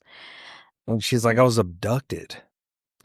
And by this time, so I don't know, it is because at one point it gets dark and she gets into her car and she's trying to make the decision like, well, she runs inside to grab, because she breaks a window, grabs her car keys. And she's trying to decide like, does she leave and leave AJ down there or does she try to help him one more time? So then we see Mother bust out the front door, starts chasing the car, like runs forward. And now Tess is like, fuck this, and drives to the house. Yeah, drives into Mother into the house and pins Mother to the car in the house. Yeah. And you start seeing her bashing the windshield. She's like trying to fight, but then she like obviously... we think she dies. Yeah, which should have died. Yeah. And so Tess goes downstairs to look for AJ and help him. When she runs down there, you know, it's dark. There's a lot of shit going on. Tensions are high, like you mentioned. At this point, AJ has that gun that Frank had in his nightstand. And he can't see shit. Yeah, so he accidentally shoots her. Yeah. And he apologizes a ton, but they both make it out of the house. See, this is where he feels bad and guilty, where he does have some empathy and some, you know, where he's a good guy. But then he's just a coward and does dumb, selfish shit. Yeah, and they make it out of the house, and then Tess gets concerned because Mother is gone. She's no longer paying against the house. Yeah. And she's like, oh shit, like we're in danger. So... Go to the water tower. Mm-hmm, they go to the water tower, they find Andre, and then this is where he does his info dump. And he's like, you know, no one ever gets out of the house when they do go there. Yeah, that girl has been in the house for forever. She was born there. Her dad never left the house. And, you know, the whole story of kidnapping, having babies with babies and the babies. How does this man know every detail, like, and no one else knows. That to me is, where'd this guy come from? He wasn't there in the 80s. He doesn't know Frank. Probably never saw Frank. So I don't understand. Was he in there and then made it, or what? Like, they don't give you enough information on it. That's how I know this dude was just a vehicle to give us information and be gone. It was lazy. I don't know what you think about this, Angelus, but to me, he was a lazy character that they put in there because they needed someone to push the story and fill blanks for us. And I hate that in movies. And that to me is a really part, because I really do love this movie, but that part is lazy storytelling and lazy writing. Do you think maybe they like got rid of the deleted scenes and they're like, okay, now what do? We need to bring someone to fill in those deleted scenes. I think that's what happened. Because what do you think? Maybe that would have made sense that they brought him in that pinch to fill in. Do you think this is clearly forced? It was crowbarred in. Yeah, because there's flaws unless there was like, you know, the chisme, the neighborhood gossip, and someone knew and they passed that on. But how? Nobody did. Everybody was clearly like, because he would have been busted a long time ago. Okay, well, yeah, if the word police gets around, chisme gets around. If the police were back there as they are being as dismissive with Tess, maybe they were just like, you guys are fucking drug addicts. Blah, blah, blah, get out of here. Yeah, for me. But you'd feel that they would have at least tried a little bit to go do a well health, what do you call it? Welfare check? Yes. I don't know. Yeah, I don't know. I guess. I feel like they would have been made out when those houses started selling, because like, okay, when did Frank sign the papers over to sell the houses? Did they get foreclosed? Like, they would have had to try to talk to him at one point or another. I just feel like to take the house over and sell it. I just feel like we didn't need it. The dump, again, we talked about trailers giving us the whole movie. I think they're not relying on the audience being smart enough to understand, oh, Rick's a bad guy. I think you're right. Deleted scenes. I think this was a scene that was kind of put in here to fill that, but give your audience enough credit to understand that. I know I'd understand. You gave me a little bit of what Frank did. Yeah. Mother clearly is a product of inbreeding. Mm-hmm. I can understand that. And then if you make the characters go to the water tower as they're trying to escape, I can appreciate that. You don't need the homeless guy guiding them. Yeah. So anyways, he does his little dump, and then literally he's like, you're safe here. She has never come in here. And he gets interrupted by Mother busting in like the Kool-Aid man. Like, oh yeah. Like, it was like, what the fuck? Really? Like, you're gonna bust into the wall like a Kool-Aid man? Literally, that's what happened. And then he got in a chokehold like it's WWE, and she rips his arms out, doesn't she? Yeah, it rips his arm off, breaks it and rips it off and starts beating him with it. She's like, ah. Yeah, it's like Hills Have Eyes shit. And then he's dead, and they take off, and they have nowhere to go except up. Well, this is where AJ starts turning into a fucking asshole again, because he's looking out for number one. He's looking out for himself. He runs. Yeah. She has a gun injury, and he's just leaving. She's like, wait for me, and he's just running as fast as he can, leaving her behind. So they make it up to the water tower, to the top, and Tess is fucking dragging herself up the stairs.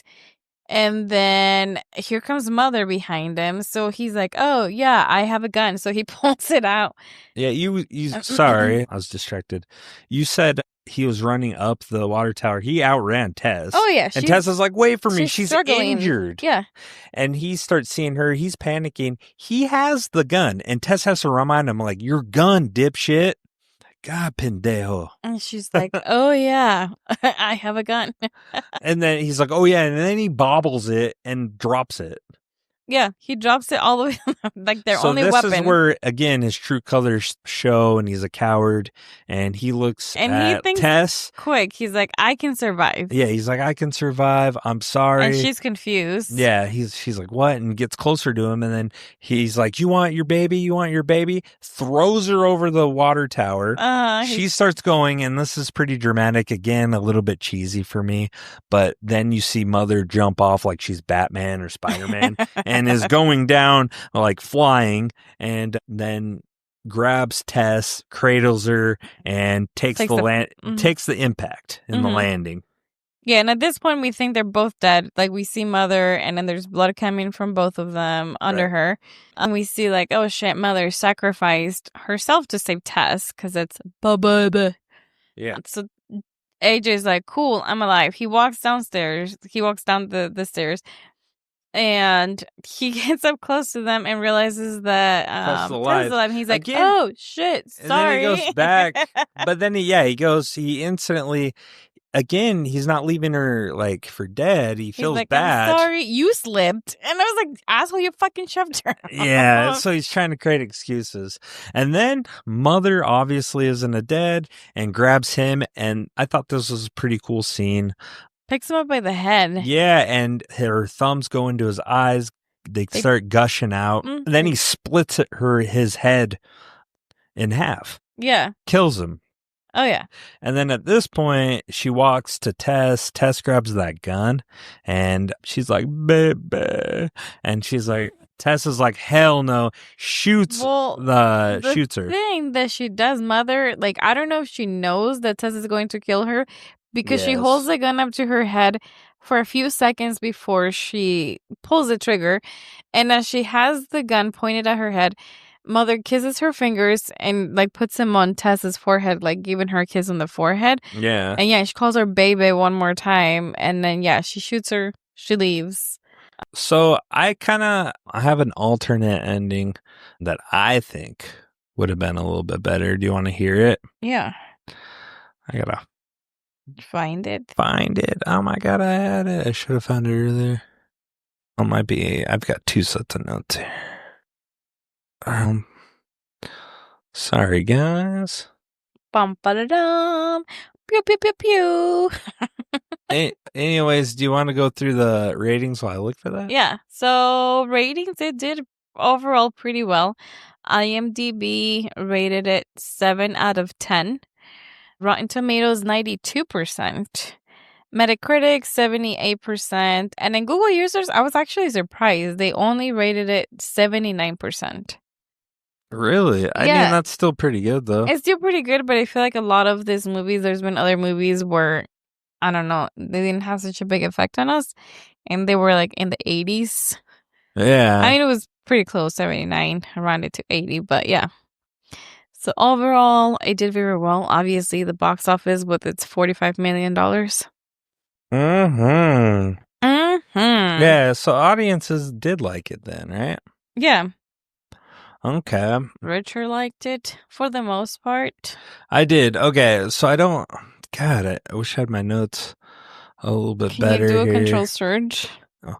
But, so my ending would be I would still have Tess dying at the end. Mm-hmm. So I think throwing her over is cool.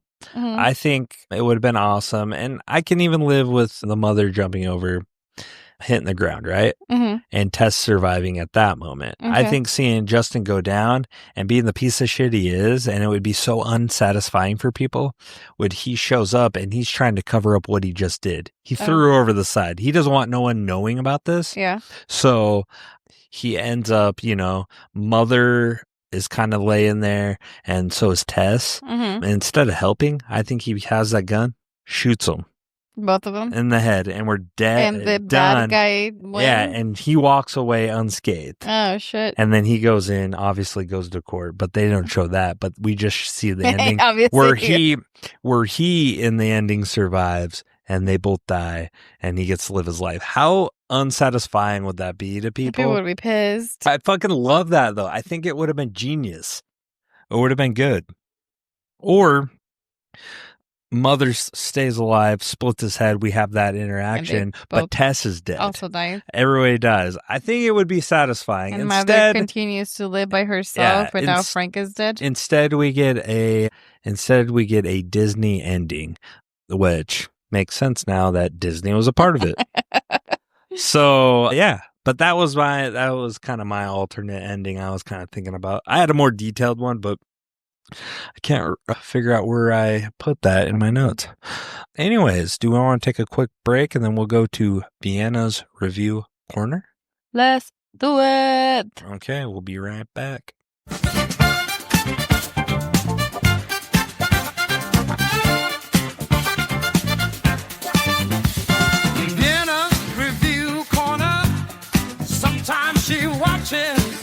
Sometimes she won't. Sometimes she's hyped, but most times she's mad. Take it away, Vienna.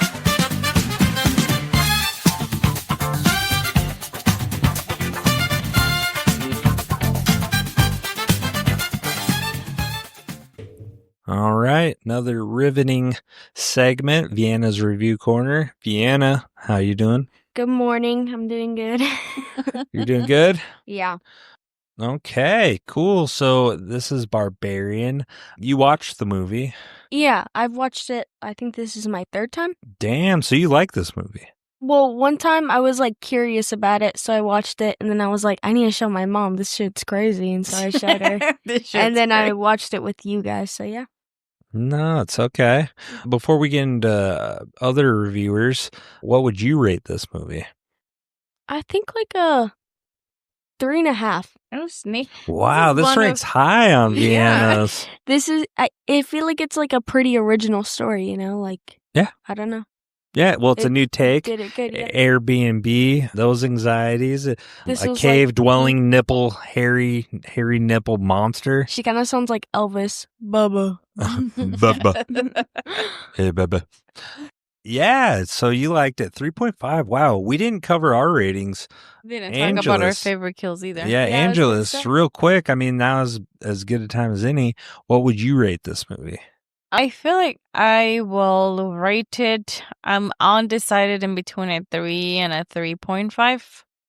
Okay. But you're going to make me choose? Yeah. 3.25. Okay, 3.25.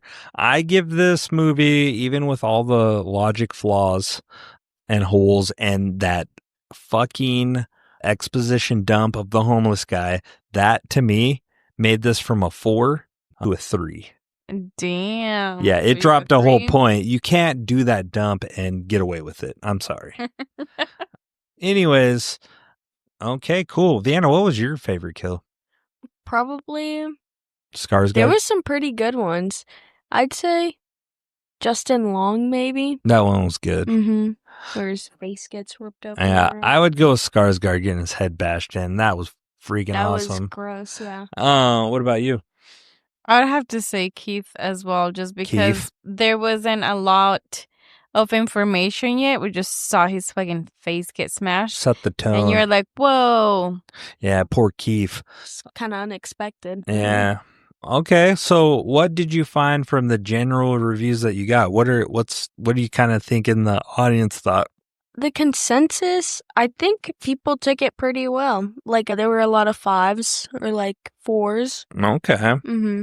Someone gave it 5 stars and said, you can't spell barbarian without Airbnb. Damn. Oh, yeah. Did you tell him we're going to stay in an Airbnb? Yeah, Richard mentioned We watched this right before.